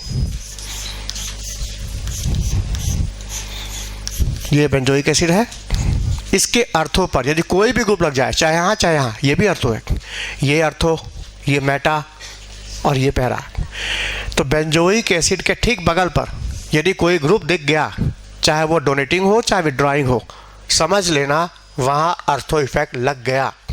ठीक है, लग गया तो क्या मतलब है इसका, जरा समझ लिया जाए। इसका असर क्या पड़ता है एसिडिटी के ऊपर, देखा जाए, सामने देखो। अच्छा, अर्थो का इफेक्ट देखने से पहले जरा हम किसी ग्रुप का मेटा पैरा पे असर देख लें कि मेटा पैरा पे क्या होता है, फिर अर्थो पे क्या हो रहा है, क्या डिफरेंस है मेटा पैरा और अर्थो में। ये जो डिफरेंस है यही अर्थो इफेक्ट है। ये जो डिफरेंस हम बताएंगे ना, यही अर्थो इफेक्ट है। तो अर्थो इफेक्ट जानने से पहले हम जरा किसी ग्रुप का मेटा और पैरा पे असर देख लें कि मेटा पैरा पर क्या असर आता है। सामने देखो, हमने क्या किया, बेंजोइक एसिड के मेटा पर हमने कोई ग्रुप लगाया, मेथॉक्सी ग्रुप लगाया, मेथॉक्सी ग्रुप लगाया, हाइड्रोक्सिल ग्रुप लगाया। इसका असर क्या पड़ेगा इसकी एसिडिटी पर, जरा ध्यान देना। क्या ये लोन पेयर, ध्यान देखो, ये ग्रुप क्या है, ये पोलर ग्रुप है, ये ग्रुप पोलर है, ऑक्सीजन के इलेक्ट्रोनेगेटिव कार्बन से, तो ऑक्सीजन कार्बन के पाई को अपनी तरफ खींचेगा, डेल्टा नेगेटिव डेल्टा पॉजिटिव, और पॉजिटिव आने से इसके इलेक्ट्रोनेगेटिव क्या होगी, पड़ेगी, ये इलेक्ट्रॉन अपनी ओर खींचेगा और इसी में ये बॉन्ड पोलराइज होगा और ये एक्सप्रेशन बाहर आएगा, है ना। जितना ज़्यादा पॉजिटिव चार्ज बढ़ता जाएगा, इसके खींचने की ताकत, इसकी पोलराइजेशन भी ज़्यादा होगा, एक्सप्रेशन भी ज़्यादा आएगा। लिखा है ना, -I ग्रुप एसिडिटी को बढ़ाता है। तो ये पॉजिटिव चार्ज आ जाने से ये पूरा ग्रुप क्या होगा, विड्रॉइंग, ये विड्रॉ करके इसकी पोलरिटी को बढ़ा रहा है, एसिडिटी को बढ़ा रहा है।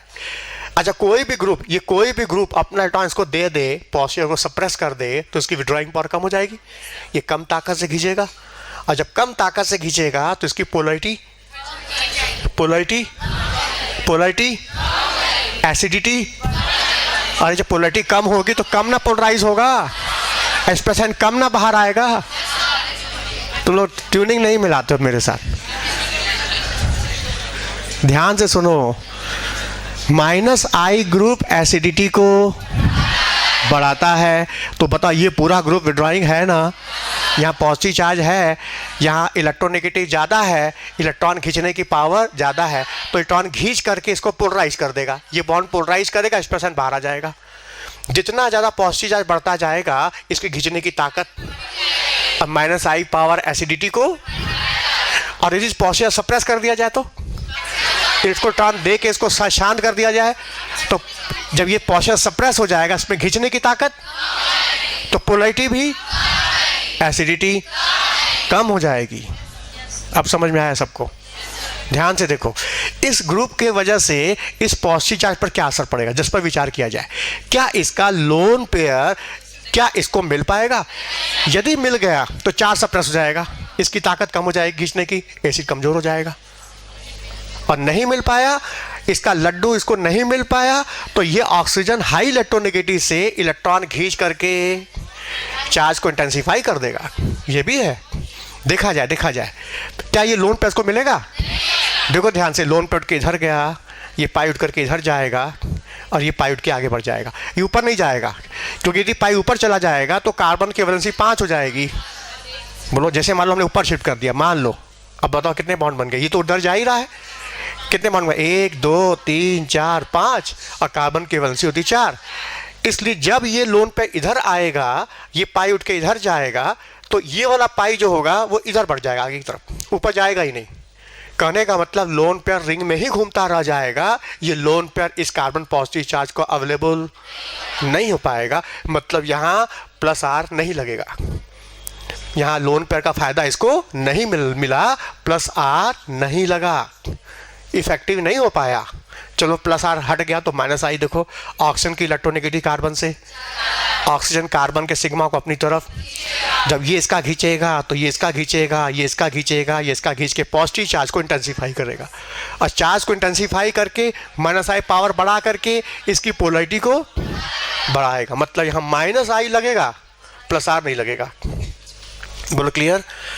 और माइनस आई ग्रुप एसिडिटी को, मतलब इसकी एसिडिटी बढ़ गई। यदि हम बेंजोइक एसिड से कंपेयर करें, बेंजोइक एसिड से कंपेयर करें तो इसकी एसिडिटी बेंजोइक एसिड से क्या हो गई? ज़्यादा हो गई, due to minus I, plus R नहीं, माइनस आई। ये इसका आंसर है। बोलो क्लियर? अब यही ग्रुप हम पैरा पे लगा रहे हैं, देखो क्या असर आता है। सेम यही ग्रुप पैरा पर, बात समझने की है। हम लिखवा देंगे, लिखने के चक्कर मत रहो, हम सब लिखवा देंगे, बात को पहले समझ लो। यही ग्रुप हम पैरा पे लगा रहे हैं, देखो सामने। हाँ, फिर वही बात, ये बॉन्ड पोलर है, इलेक्ट्रोनेगेटिव का डिफरेंस है, यहाँ पॉजिटिव चार्ज है, पॉजिटिव चार्ज से इसकी बढ़ेगी इलेक्ट्रोनेगेटिव, ये इलेक्ट्रॉन खींचेगा, इस बॉन्ड को पोलराइज करेगा। अब इस पॉजिटिव चार्ज पर इस लोन पेयर का असर आएगा। ये लोन पेयर जैसे आगे बढ़ेगा, ये पाई इधर खिसक जाएगा और ये पाई खिसक के यहाँ चला जाएगा और जाके पॉजिटिव चार्ज को सप्रेस कर देगा। बोलो, इस पाई को इधर शिफ्ट कर सकते हैं, क्योंकि शिफ्ट करने से कार्बन की वैलेंसी 4 ही रहेगी। बोलो, मतलब ये लोन पेयर घूमते घूमते घूमते यहाँ तक पहुँच गया और पॉजिटिव चार्ज को क्या कर दिया? सप्रेस। और जब चार्ज सप्रेस हो गया तो उसकी खींचने की ताकत कम हो गई। अब ये कम पावर से खींचेगा तो पोलराइज भी कम होगा, एसिडिटी घट जाएगी due to plus R. Plus R लग गया। क्या ये लोन पे अवेलेबल हो रहा था? लेकिन ये लोन पे अवेलेबल हो रहा है, तो यहाँ प्लस आर नहीं लग रहा है, यहाँ प्लस आर लग रहा है। फिर कहोगे माइनस आई भी तो लगेगा ऑक्सीजन की इलेक्ट्रोनेगेटिव कार्बन से, तो ऑक्सीजन सिग्मा बॉन्ड को अपनी तरफ खींचेगा और खींच करके चार्ज को इंटेंसिफाई भी तो करेगा। ठीक है, करेगा, माइनस आई भी लगेगा, प्लस आर भी लगेगा, लेकिन एरोमेटिसिटी में रेजोनेंस इंडक्टिव के ऊपर डोमिनेंट होता है, इसका महत्व ज़्यादा है। तो ओवरऑल ये पावरफुल होने से ये प्लस आर से इलेक्ट्रॉन दे करके एसिडिटी को घटाएगा। अब ये एसिड वीक एसिड हो गया इसकी तुलना में।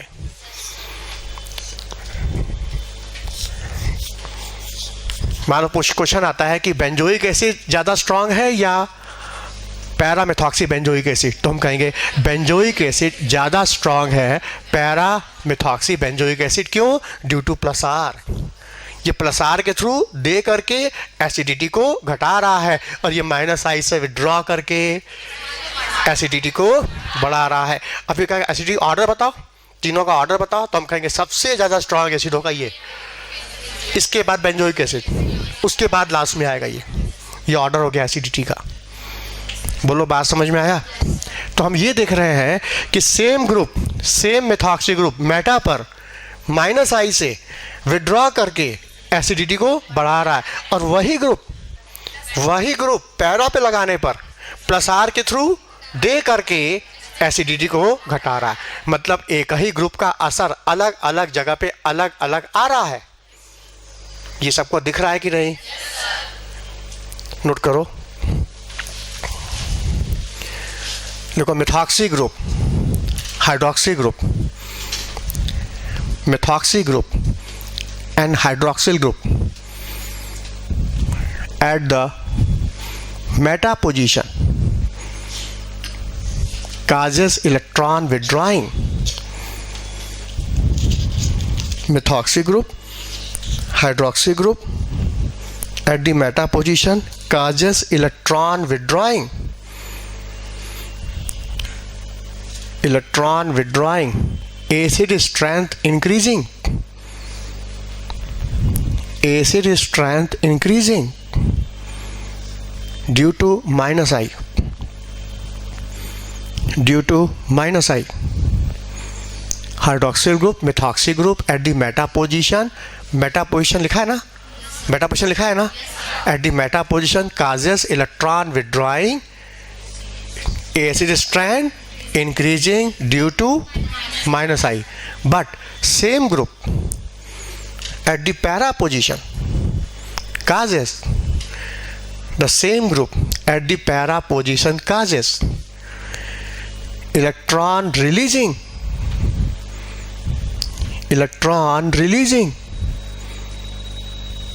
acid weakening, electron releasing, acid weakening, resonance effect, electron releasing, acid weakening due to resonance effect plus R, resonance effect plus R, which is dominant over minus I, which is dominant over minus I.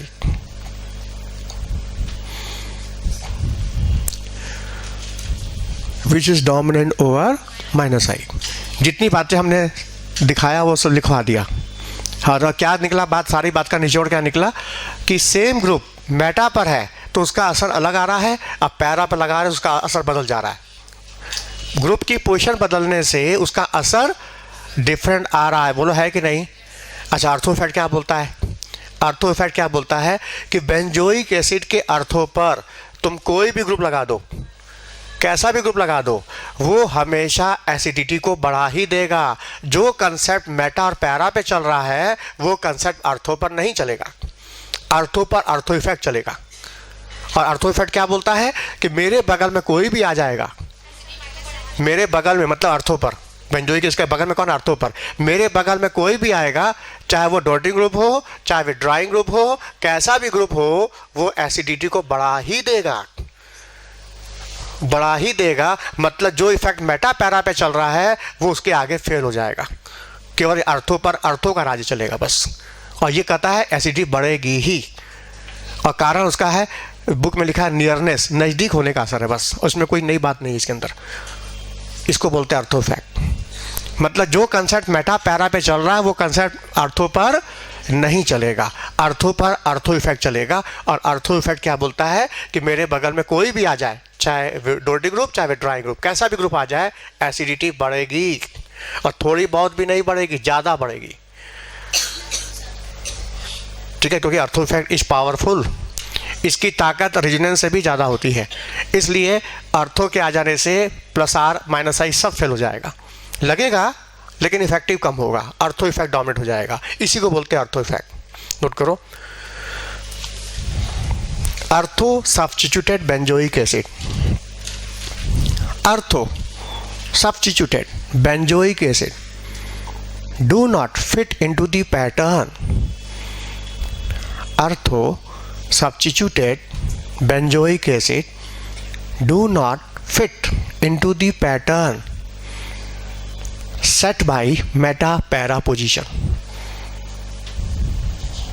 Ortho substituted benzoic acid do not fit into the pattern set by meta and para position.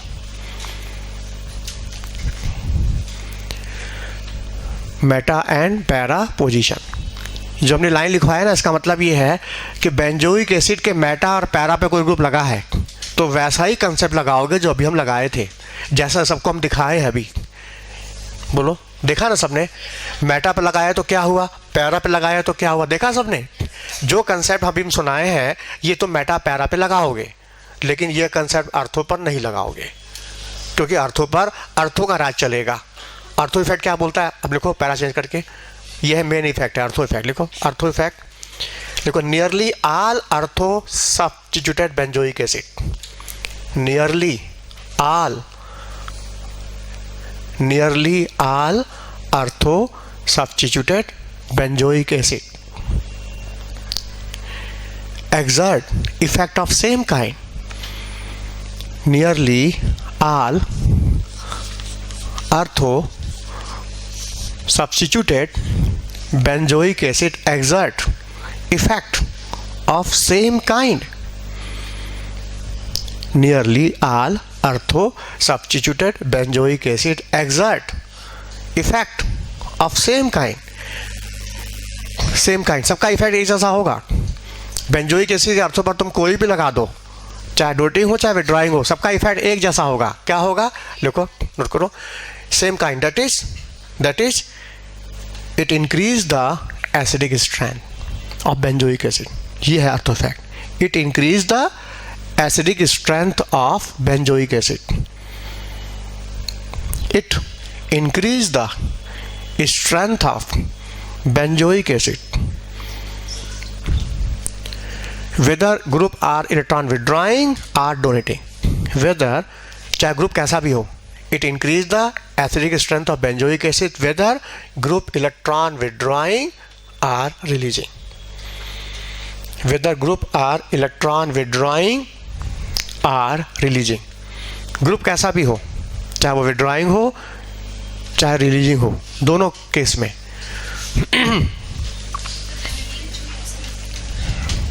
बोलो बात समझ में आया? तो सुना सबने ध्यान से.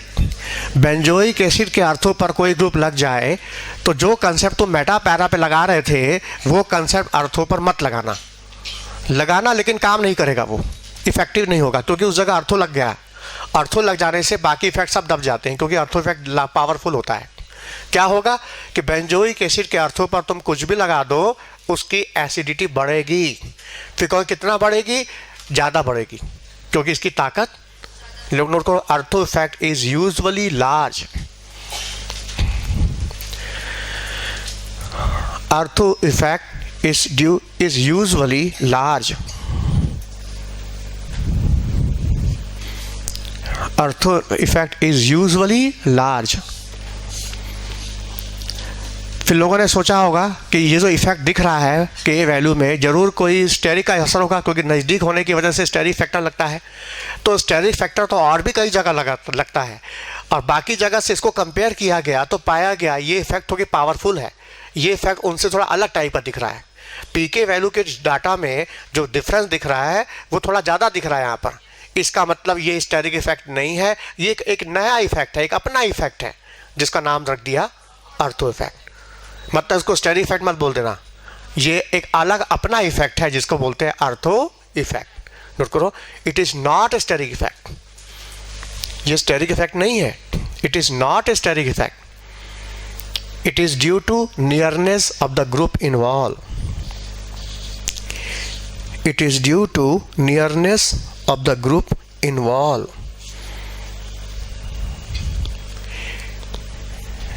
It is due to nearness of the group involved.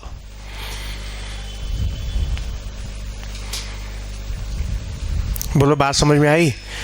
बस मेन बात को ये पकड़ लो, शॉर्ट में बोलेंगे ज़्यादा नहीं, कि बेंजोइक एसिड के अर्थों पर कोई ग्रुप दिख जाए तो बस सीधे उसको आगे कर दो, अर्थो बेंजोइक एसिड कुछ भी उसको आगे कर दो, सबसे आगे कर दो एसिड में. अब जो बच गए, जो ऑप्शन बचे बाकी में, ये इफेक्ट लगाओ, जो लगाते लगाओ और लगा के जो आंसर आता है बना लो.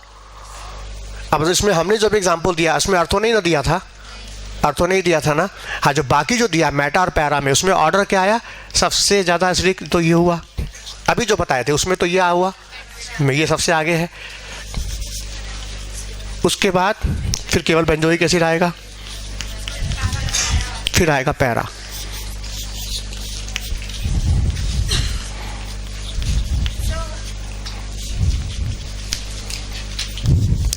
समझ में आया? और जहां हम इसके अर्थों पर कोई ग्रुप लगा दिए, तो एसिडिटी इनसे भी ज़्यादा हो जाएगी. इसमें ज़्यादा दिमाग मत लगाओ, बस अर्थो इफेक्ट अर्थों पर ही लगना है. क्या? एसिडिटी बढ़ जाएगी, थोड़ा बहुत नहीं, ज़्यादा बढ़ेगी. इतना ज़्यादा बढ़ेगी कि बाकी इफेक्ट भी दब जाएंगे इसके आगे. लगेंगे इफेक्ट, ऐसा नहीं कि इफेक्ट नहीं लगेगा, लगेगा, लेकिन अर्थो उसके आगे डोमिनेट हो जाएगा। और ज़्यादातर एग्जाम्पल में ये इफेक्ट पाया गया, इसलिए हम लिखा है नियरली ऑल अर्थो, लगभग ज़्यादातर केस में पाया गया कि बेंजोइक एसिड के अर्थों पर कुछ भी लगा रहे हो एसिडिटी बढ़ रही है। अच्छा, ये ऐसा भी हो सकता है कि बेंजोइक एसिड के अर्थों पर एक बार विड्रॉइंग लगाया, दूसरी बार डोटिंग लगाया, अब मुझे इनमें किसकी ज़्यादा होगी? बेंजोइक एसिड के अर्थों पर एक बार लगाया विड्रॉइंग और एक बार लगाया डोनेटिंग, दोनों अर्थों हैं। अब उसमें क्या करें? जैसे बेंजोइक एसिड है, हमने इसके अर्थों पर लगाया ये ग्रुप और फिर हमने इसके अर्थों पर लगाया ये ग्रुप। देखो फर्क है दोनों में फर्क है, ध्यान से देखो फर्क है। ये भी बेंजोइक एसिड का है, ये भी बेंजोइक एसिड है, इसके अर्थों पर ये लगाया, इसके अर्थों पर ये लगाया, दोनों अर्थों पर लगाया और दोनों की एसिडिटी ज़्यादा है, लेकिन इनमें किसकी ज़्यादा है? ये ग्रुप क्या है? ये विड्रॉइंग है या डोनेटिंग है? ये ग्रुप विड्रॉइंग है या डोनेटिंग है? हाँ, क्यों विड्रॉइंग है? कार्बोनाइल ग्रुप लगा है, कार्बोनाइल ग्रुप की वजह से ये इलेक्ट्रॉन अपनी तरफ खींचेगा। अच्छा, यहाँ लोन पेयर है और ये लोन पेयर पाई के साथ, तो ये लोन पेयर देगा, तो ये ग्रुप क्या हुआ? प्लस आर, ये ग्रुप हुआ माइनस आर। अर्थो इफेक्ट दोनों में लग रहा है, वो तो कॉमन हो गया, अर्थो इफेक्ट तो कॉमन हो गया। अब जब वो कॉमन हो गया तो अब वेरिएबल क्या है? ये प्लस आर, ये माइनस आई, मतलब plus R group electron donating group acidity को और माइनस आई ग्रुप एसिडिटी को।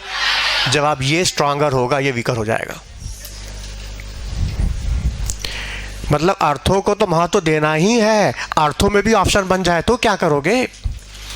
उस केस में देखना जिसमें विड्रॉइंग पावर दिखे उसको ज़्यादा एसिडिटी कर देना कंपेयर टू डोनेटिंग ग्रुप, क्योंकि माइनस ग्रुप एसिडिटी को बढ़ाएगा, डोनेटिंग ग्रुप एसिडिटी को घटाएगा। इसका मतलब क्या हुआ कि अर्थों पर अर्थो इफेक्ट तो लग ही रहा है, बाकी इफेक्ट भी लग रहे हैं, लेकिन अर्थों के आगे वो सब दब गए हैं। लेकिन अर्थों कॉमन हो जाए तो दबे हुए इफेक्ट को भी हाईलाइट कर दो, वो भी काम कर जाएगा अपना। आया समझ में? अब हमने कंसेप्ट सुना दिया, अब हम चेक करेंगे डाटा से। हम एग्जांपल लिखते जा रहे हैं बोर्ड पर और देख के जवाब दो, ऑर्डर क्या होगा एसिडिटी का, ठीक है ना?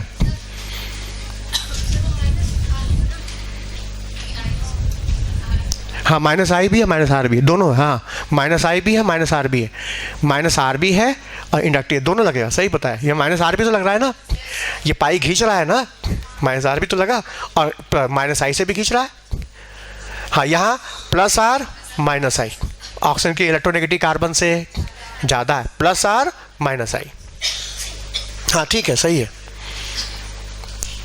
बोलो समझ में आया?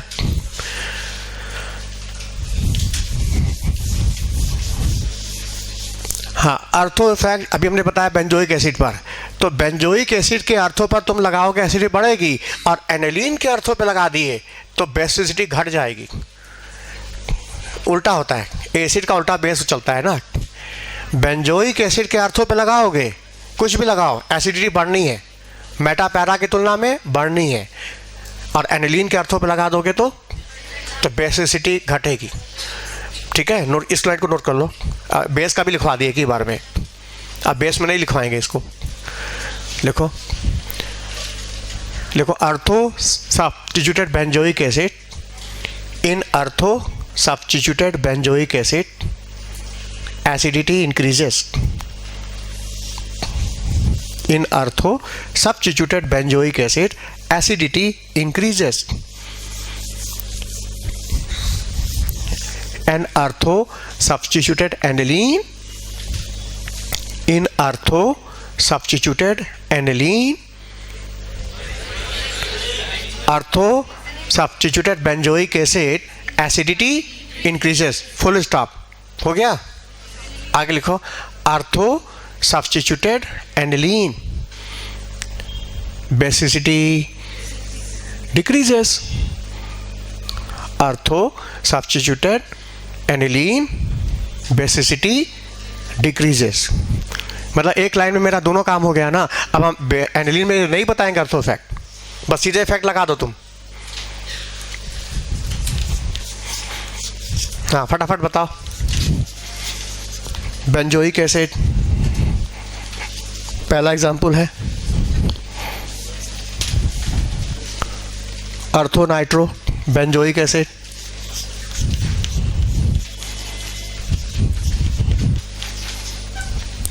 Meta nitro benzoic acid,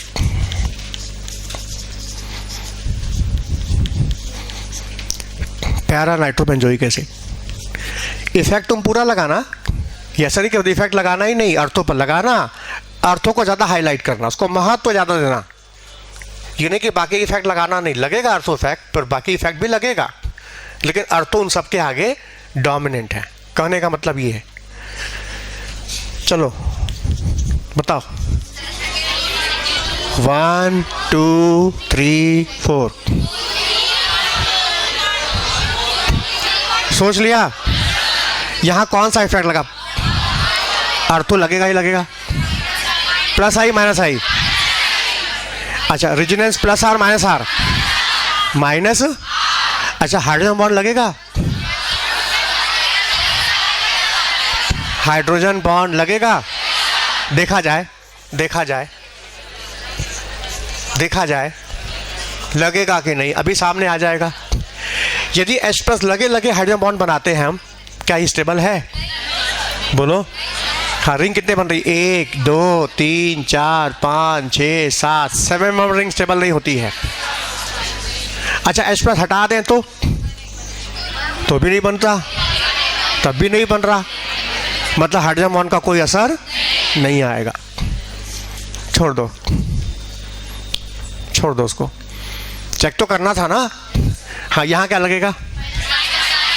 minus और रेजोनेंस, अर्थो हाइड्रोजन बॉन्ड, यहाँ minus I minus are, ortho effect, hydrogen bond नहीं लगेगा।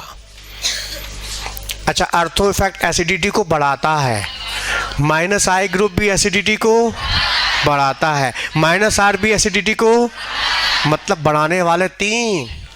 वैसे अर्थो इन पर हावी है, लेकिन इनका सपोर्ट मिल गया और इन दोनों का, तो इसकी ताकत तो और बढ़ जाएगी। आंख मूंद करके बोलेंगे 2 सबसे स्ट्रॉन्ग एसिड है। अच्छा रुक जाओ, यहाँ क्या लग रहा है? माइनस आई बढ़ाने वाला 1, बढ़ाने वाला 2, तो 2 मिलके ज़्यादा बढ़ा देंगे। इसके बाद 2 के बाद 4, 4 के बाद 3 के बाद मिला लो पी के वैल्यू।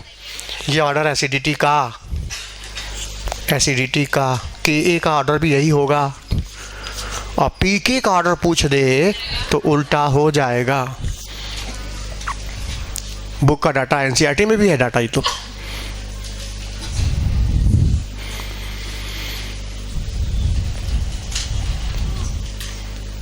कंसेप्ट पक्का है, तो फिर हमको अब रटना नहीं पड़ेगा ना सारा एग्जाम्पल। अच्छा इसी में नाइट्रो ग्रुप की संख्या बढ़ा दें तो, अभी 1 नाइट्रो लगाया, अब 2 नाइट्रो, पहले चेक कर लो पहले चेक कर लो, कर लिया? अच्छा हम नाइट्रो ग्रुप की संख्या बढ़ा दें तो, अभी 1 लगाया, अब 2 लगा देते हैं, फिर 1 और लगा देते हैं। जैसे विड्राइंग ग्रुप की संख्या बढ़ाते जाओगे, एसिडिटी के वैल्यू, पी के वैल्यू चेक करो। देखो जहाँ तुमने 2 नाइट्रो लगाया, पी के वैल्यू घट गया, देखो 2.83 हो गया, पी के घट गया। और वो भी मेटा पे लगाया, अर्थो पे नहीं लगा, अर्थो पे लगाएंगे तो और घट जाएगा। तो ये तो मेटा पे लगाया, देखो ना 3 और 5 मेटा है ना, अभी मेथा का ही असर है। जब अर्थो पे लगा देंगे तो और घट जाएगा। तब तो पी के वैल्यू, एसिडिटी क्या होगी? बढ़ेगी, पी के वैल्यू घटेगा।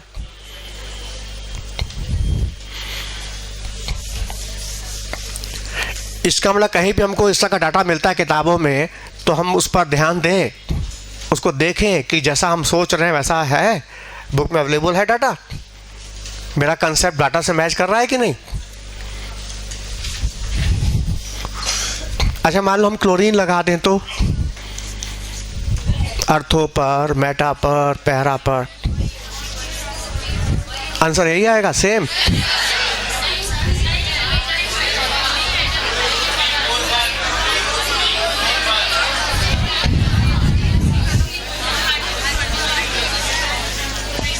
देखो सामने, यहाँ अर्थो लगेगा, माइनस आई लगेगा, प्लस आर भी लगेगा क्योंकि कंजुगेशन में है।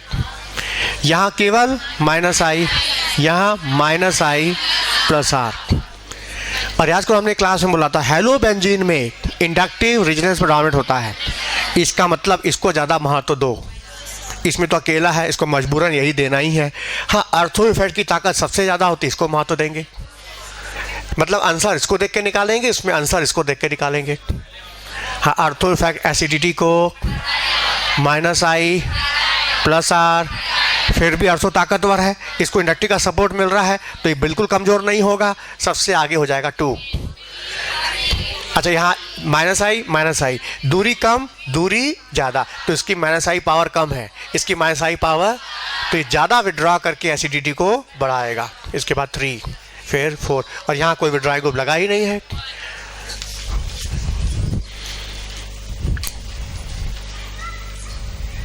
कैसे हम सोचते हैं, कैसे हम लगाते हैं, अपने भी यही काम करो।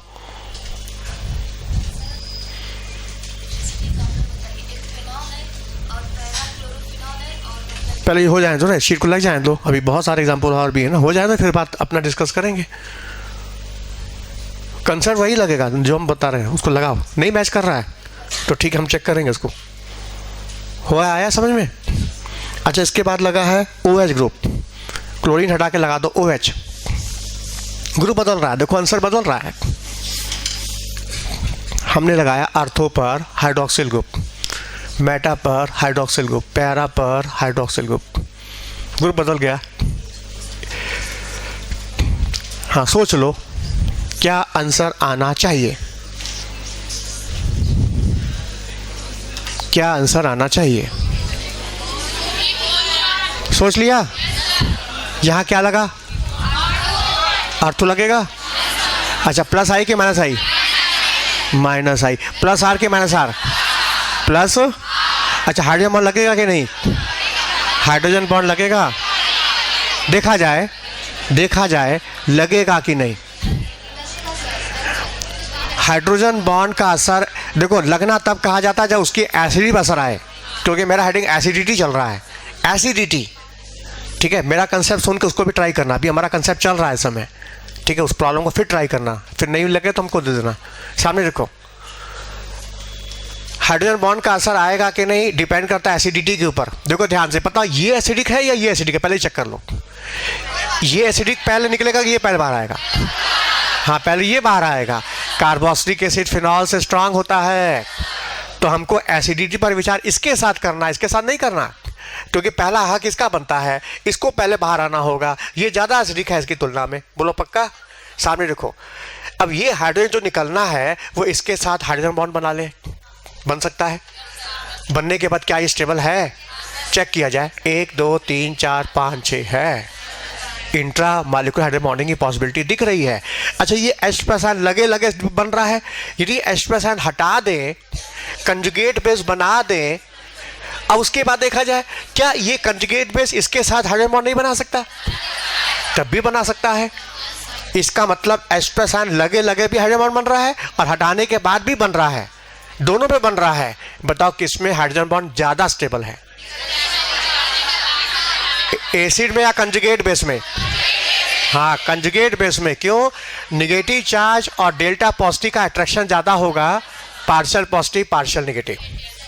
हाइड्रोजन बॉन्ड इलेक्ट्रोस्टैटिक होता है, चार्ज का इंटरेक्शन होता है। जितना ज़्यादा चार्ज इंटरेक्शन उतना ज़्यादा हाइड्रोजन बॉन्ड की ताकत ज़्यादा।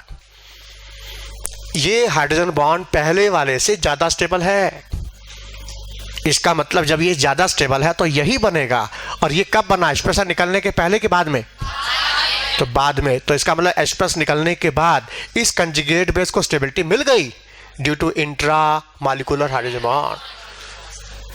जब ये पॉजिटिव नेगेटिव चार्ज नज़दीक आएगा ना, तो इस पॉजिटिव चार्ज से नेगेटिव चार्ज की इंटेंसिटी घटेगी। जब अपोजिट चार्ज नज़दीक आता है, चार्ज डेंसिटी घटती है, और सेम चार्ज नज़दीक आता है, चार्ज डेंसिटी बढ़ती है। तो इस पॉजिटिव चार्ज की वजह से, इस हाइड्रोजन की वजह से चार्ज की डेंसिटी घटेगी, कंजुगेट बेस की स्टेबिलिटी बढ़ेगी। तो बताओ एसिडिटी बोलो बढ़ेगी, हाइड्रोजन बॉन्ड लगेगा। हाइड्रोजन बॉन्ड से एसिडिटी क्या होगी, बढ़ेगी। अच्छा, अर्थो इफेक्ट से घटेगी बढ़ेगी, बढ़ेगी। माइनस आई से बढ़ेगी, प्लस आर से घटेगी। तो बढ़ाने वाले 3, घटाने वाला 1, और जो बढ़ाने वाला उसमें अर्थो है, तो अर्थो तो वैसे ही ताकतवर होता है, तो निश्चित अर्थों को हम हाईलाइट करेंगे और सबसे आगे कर देंगे 2। अच्छा इधर बताओ, इसमें क्या लगा है, केवल माइनस आई, और यहाँ माइनस आई प्लस आर।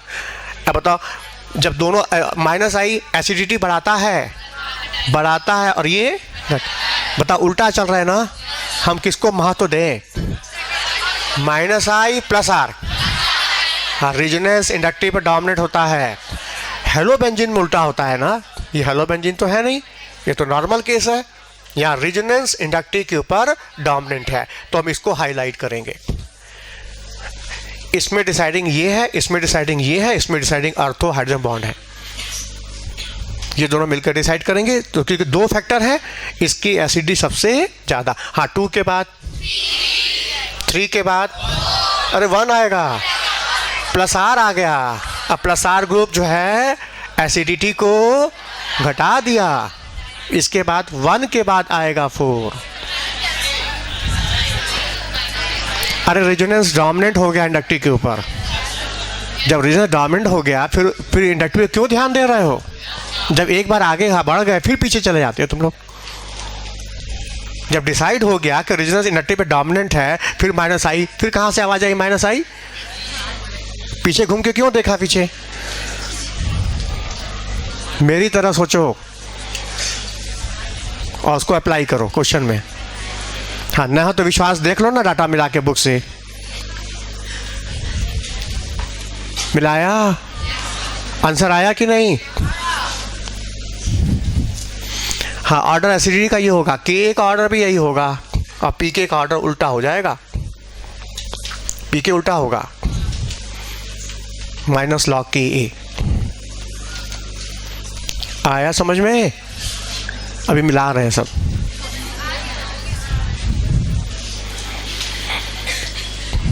देखो इफेक्ट तुमने गड़बड़ लगाया, समझ लो तो आंसर नहीं आएगा। सारा खेल इफेक्ट का है, और यही कला सिखाने के लिए हम ये टॉपिक पढ़ा रहे हैं। तो इफेक्ट लगाने नहीं आया तो तुम्हारा इंटरमीडिएट गड़बड़ हो जाएगा। अब बिना इंटरमीडिएट के ना तुम कंपाउंड की रिएक्टिविटी बता पाओगे, रिएक्टिविटी, ना मेजर प्रोडक्ट निकाल पाओगे।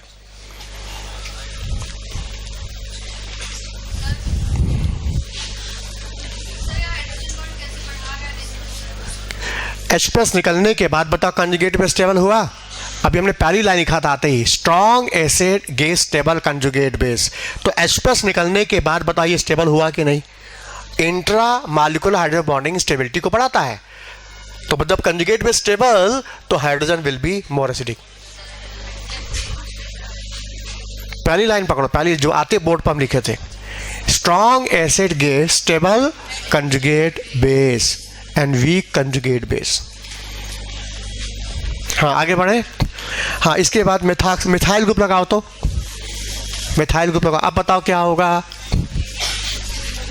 मिथाइल ग्रुप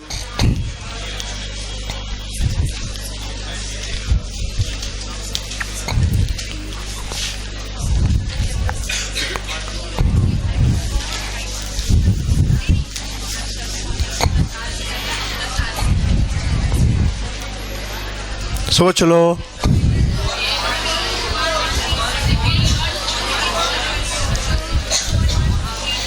सोच लिया। हाँ यहाँ क्या लगाया, अर्थो लगाया होगा, प्लस आई के माइनस आई। हाँ प्लस आई, प्लस आर के minus R, plus R. Hydrogen bond लगेगा, बोलो नहीं लगेगा। हाइड्रोजन बॉन्ड नहीं लगेगा यहाँ पर। हाइड्रोजन बॉन्ड की कंडीशन है लगने की, सब बता चुके, पूरा 3 घंटा टाइम दिए हाइड्रोजन बॉन्ड के ऊपर। चलो यहाँ क्या लगेगा, केवल प्लस आई बस। यहाँ plus I plus R. Ortho effect acidity को बढ़ाएगा, प्लस आई प्लस आर घटाएगा, प्लस आई घटाएगा, प्लस आई घटाएगा, प्लस आर घटाएगा। देखो घटाने वाला 2, बढ़ाने वाला 1, लेकिन जो बढ़ाने वाला है वो पावरफुल है, हम बोल चुके हैं यूजुअली लार्ज, तो इसको तो आगे कर दो। ये दोनों घटा रहे हैं, ये घटा नहीं रहा है।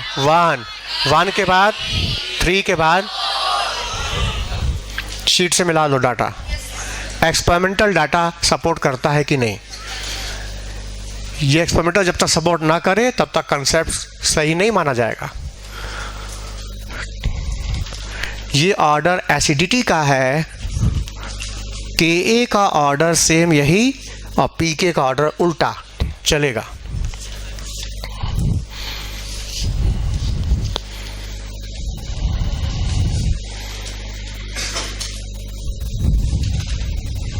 बोलो मिला? और ऐसे एग्जांपल मेरी शीट में है, जो मिले नहीं शीट और जो मिलेगी उसमें भी हैं ऐसे इस तरह के। अभी देखो हम क्या कर रहे हैं, ग्रुप की पोजीशन बदल रहे हैं, फिक्स ग्रुप की पोजीशन। अब हम मान लो पोजीशन फिक्स कर दें और यही मिथाइल ग्रुप की जगह पर हम लगाते मिथॉक्सी ग्रुप, फिर यहाँ लगाते नाइट्रो ग्रुप, फिर लगाते बेंजोइक एसिड। अब तो ऑर्डर नहीं बन जाएगा क्वेश्चन का, क्वेश्चन बन जाएगा। मतलब हम ग्रुप फिक्स करके पोजीशन फिक्स करके ग्रुप बदल दें, पोजीशन फिक्स ग्रुप बदल दें। यहाँ क्या कर रहे हैं, ग्रुप फिक्स पोजीशन बदल रहे हैं। एक बार में एक फैक्टर वैरी करना, जहाँ दो फैक्टर वैरी कर दोगे, ग्रुप भी बदल रहा है, पोजीशन भी बदल रहा है, कंसेप्ट काम नहीं करेगा। तब फिर उस केस में एक्सपेरिमेंटल डाटा ही काम करेगा। याद रखना, कंसेप्ट तुम तभी लगा पाओगे जब कोई एक चीज़ वेरिएबल हो।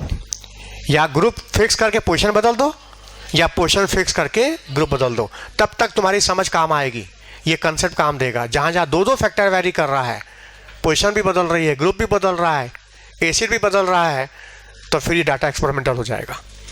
फिर उसके लिए शीट है। और ऐसे क्वेश्चन नहीं आते जल्दी, बोलो समझ, उसके लिए परेशान मत हो। जो आते हैं वो उसका यही कंसेप्ट है।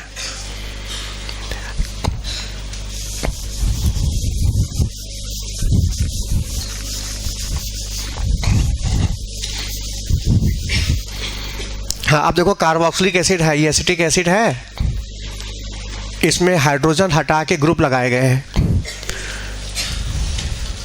हाइड्रोजन हटा करके इस जगह पर कार्बोक्सिलिक ग्रुप लगा दिया गया और फिर इसी जगह पर NR3+ लगा दिया गया और इसी जगह पर साइनो ग्रुप लगा दिया गया।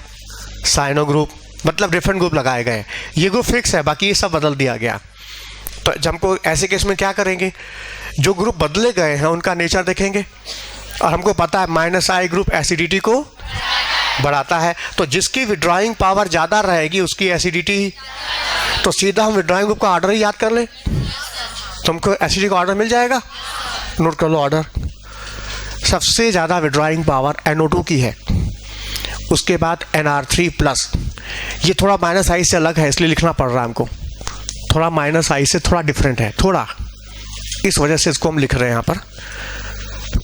इसके बाद एस्टर, मिथॉक्सी, फिर हाइड्रोक्सी मिथाइल, यह है -I का ऑर्डर इस जगह पर। तो हाइड्रोजन हटा के जब हम ये ग्रुप लगाते चले जाएंगे तो एसिडिटी ऑर्डर, ये ग्रुप ज़्यादा विड्रॉइंग है, -I पावर ज़्यादा है, इसकी -I पावर ज़्यादा, तो एसिडिटी भी क्या होगी, ज़्यादा। इसको याद कर लो तो तुम ये क्वेश्चन सॉल्व कर सकते हो आराम से। एसिटिक एसिड में अल्फा हाइड्रोजन हटा के ग्रुप लगाते चले जाओ, एसिडिटी ऑर्डर मिलता जाएगा। जिसकी -I पावर ज़्यादा उसकी एसिडिटी क्या होगी, ज़्यादा।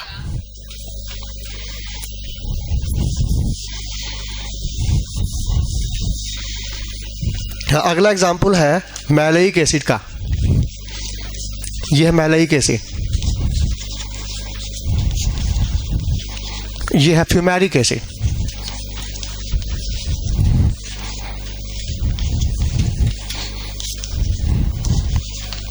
ठीक है, ये मैलेइक एसिड, फ्यूमेरिक एसिड, ये बता चुके तुम लोग को, लेकिन पहले हम केवल बोले थे, तुमने माना, लेकिन अब ये पी के वैल्यू के साथ है, एक्सपेरिमेंटल वैल्यू के साथ है, बस यही फ़र्क है, कोई नई बात नहीं इसके अंदर। हाँ, ये है मैलेइक एसिड, ये है फ्यूमेरिक एसिड।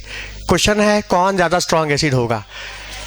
देखो इसमें 2 H+I निकल सकते हैं, यहाँ से ये भी निकल सकता है, यहाँ से भी निकल सकता है, लेकिन पहले कोई एक निकलेगा, पहले एक निकलेगा। पहला H+I निकला तो उसके लिए आएगा PK1, दूसरा H+I निकला तो PK2। क्योंकि इसमें दो एसिड है, first dissociation constant, second dissociation constant. हम बात पीके की कर रहे हैं, pK1 फर्स्ट डिसोसिएशन कांस्टेंट की बात कर रहे हैं, पहला H+ आयन निकलने की बात कर रहे हैं।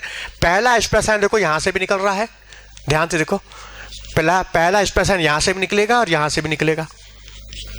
हाँ, क्वेश्चन है किसमें H+ आयन पहले निकलेगा, ये H+ आयन पहले बाहर आएगा कि ये H+ आयन पहले बाहर आएगा?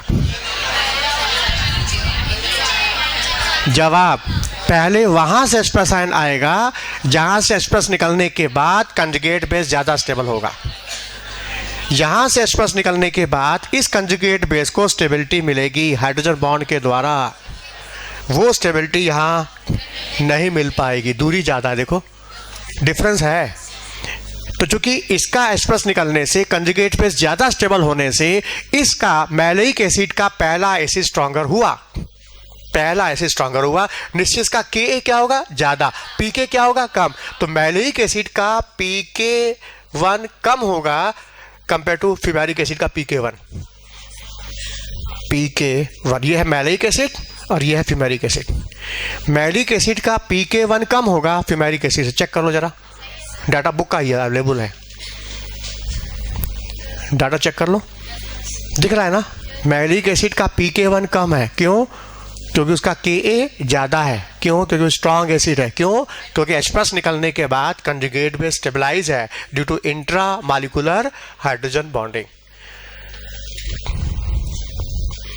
रेजोनेंस तो कॉमन है ना, जो रेजोनेंस यहाँ है वही वो तो यहाँ भी है। कॉमन चीज़ पे ध्यान मत दो, वेरिएबल चीज़ देखो क्या चीज़ बदल रही है।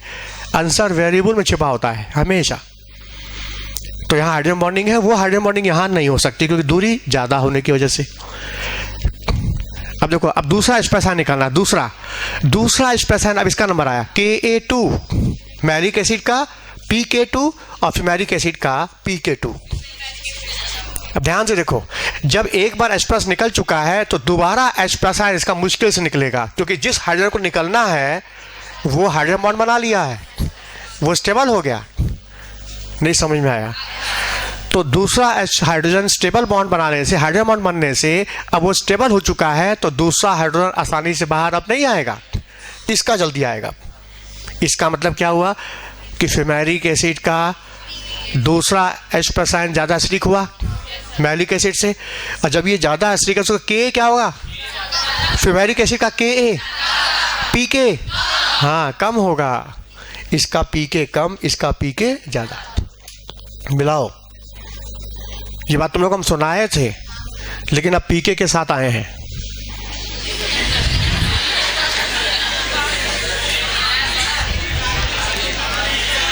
अब देखो, इसी जगह सेम यही क्वेश्चन ऐसे आ सकता है। देखो अब नया चीज देखो क्या है यहाँ पर, इसको बताने का मेरा पर्पज क्या है।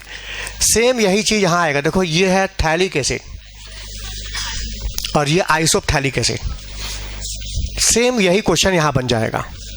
दिस इज ये है आइसोप्थैलिक एसिड, ये थैलिक एसिड है और ये आइसोप्थैलिक एसिड है। क्वेश्चन आएगा, बताइए किसका Pk1 सबसे कम होगा? Pk1 किसका कम होगा? बोलो। हाँ, थैलिक एसिड का। क्यों? H+ निकलने के बाद कंजुगेट में स्टेबल हो जाएगा हाइड्रोजन बॉन्ड। सेम वही बात है देखो, तो इसका Pk1 कम होगा, इसका Pk1 ज़्यादा। अब Pk2 इसका ज़्यादा होगा, इसका कम हो जाएगा। जो चीज़ मैलिक फ्यूमेरिक एसिड में लागू होती है वही बात थैलिक एसिड आइसोप्थैलिक एसिड में लागू होगी। ये पुराना एग्जाम्पल है, ये नया एग्जाम्पल हो गया। कंसेप्ट वही है पहले वाला। कंसेप्ट क्या है? H+ निकलने के बाद कंजुगेट बेस स्टेबल होना चाहिए। मेन पॉइंट ये है जो हमने आते ही बोर्ड पर लिख दिया था। मेन पॉइंट को पकड़ लो बस, अब वही कंसेप्ट लगाते जाओ, जितना लगाओगे उतना पक्का होगा। बोलो, बात समझ में आई? एक एग्जाम्पल बच गया है लास्ट में, जल्दी बोलो। मतलब है, लेकिन वो चीज़ कॉमन है ना, वो चीज़ कॉमन आएगी। मतलब और कोई फैक्टर लग नहीं रहा है। ठीक है, 6 मेंबर में हाइड्रोजन बॉन्डिंग ज़्यादा स्टेबल है, 7 मेंबर में कम स्टेबल है, कुछ तो स्टेबिलिटी मिल रही है ना। हाँ बनेगा, एविडेंस जी शो कर रहा है, देखो ना, ये डाटा एक्सपेरिमेंटल है, इसलिए तो हमने ये डाटा के साथ आए हैं दोबारा। चलें आगे, बोलो। हाँ, कुछ एग्जाम्पल बच गए थे एसिड के, हमने उठा लिया सब एक जगह से। इसमें एग्जाम्पल दिए गए हैं, इससे भी क्वेश्चन बनेंगे। लास्ट में जो एग्जाम्पल दिया देखो,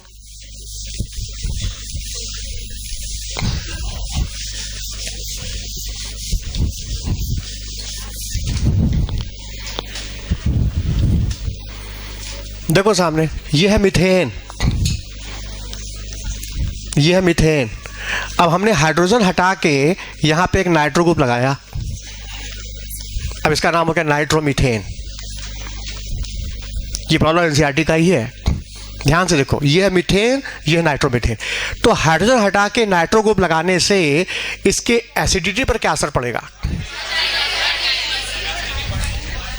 ये ए है, ये बी है, बताओ कौन ज्यादा एसिडिक हुआ, ए या बी? हाँ, क्यों बी? क्योंकि H+ निकलने के बाद कंजुगेट बेस स्टेबल है। कैसे? ये उठ के इधर गया, ये उठ के यहाँ चला गया और चार्ज डिस्पर्स हो गया।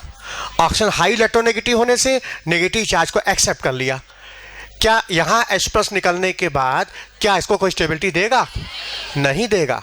कंजुगेट बेस स्टेबल नहीं है तो ये हाइड्रोजन एसिडिक नहीं है, और ये स्टेबल होने से conjugate base this is acidic, this hydrogen will B acidic. Nitromethane का हाइड्रोजन एसिडिक है। और याद करो, हमें जब एसिडिक हाइड्रोजन क्लास में पढ़ा रहे थे तो हमने इसका नाम लिया था क्लास में, बोलो। अच्छा, मान लो हम यहाँ H हटा के एक नाइट्रो और लगा दें तो एसिडिक घट गई, बढ़ गई? बढ़ गई। अच्छा, एक नाइट्रो और लगा दें और बढ़ गई। और जैसे एसिडिटी बढ़ती जाएगी Ka वैल्यू, Pk वैल्यू, मिला के देखो, ये बुक का डाटा है, मिला के देखो, देखो डाटा बुक में है, ये बुक का एग्जाम्पल है। 3 नाइट्रो ग्रुप लगाए तो एसिडिटी बढ़ के हो गई Pk वैल्यू 1, और 2 नाइट्रो लगाए 4, और 1 नाइट्रो लगाए 10.2। ये बुक का डाटा है। अब एग्जाम में कुछ नया करना होगा ना, तो जानते हो क्या करेगा? नाइट्रो ग्रुप हटा के इस जगह लगा देगा एल्डिहाइड ग्रुप, एल्डिहाइड ग्रुप लगाएगा। चलो, तभी तो बढ़ गई एसिडिटी। आप देखो, ये है मीथेन और ये है एसिटल्डिहाइड, ये है मीथेन है, ये है मीथेन और ये एसिटल्डिहाइड, बोलो दिख रहा है? अच्छा बताओ, ये हाइड्रोजन ज़्यादा एसिडिक है कि नहीं? H+ निकलने और नेगेटिव कंजुगेशन में आ जाएगा। अच्छा, यहाँ एक एल्डिहाइड और लगा दें तो, एक और लगा दें तो ऐसे और बढ़ती जाएगी। अच्छा बताओ, 3 एल्डिहाइड लगाएं और 3 नाइट्रो लगाएं। हाँ, नाइट्रो ग्रुप की -I पावर भी ज़्यादा है, -R पावर भी ज़्यादा है। जितना विड्रॉ करता जाएगा -I -R से एसिडिटी क्या होगी? बढ़ती चली जाएगी। मतलब जो डाटा हमको दिखता गया हमने उसे यहाँ टाइप करवा के बंटवा दिया। अब हम तुमसे कहेंगे, तुमने एनसीईआरटी उठाई, कोई भी डाटा तुमको दिख जाए Pk या Ka का, तो तुम देख के अपना दिमाग तो लगाओगे ना कि हाँ, जो डाटा लिखा है वो मेरे कंसेप्ट से मैच करता है। करता है तो ठीक है, नहीं करता मेरे पास लाओ, दो हमको, हम चेक करेंगे उसको, हायर बुक से मिलाएंगे। बोलो, बात समझ में आया? ये शीट देने का मेरा पर्पज़ यही था। ये हो गया एसिड का केस। सेम यही काम हम बेस में लगाएंगे नेक्स्ट टर्न पर, क्योंकि इलेक्ट्रोड छूट रहा है, नहीं तो मेरा नर्स इक्वेशन निकल जाएगा हाथ से। लोहा गर्म किए ठंडा हो जाएगा काफ़ी दिनों का।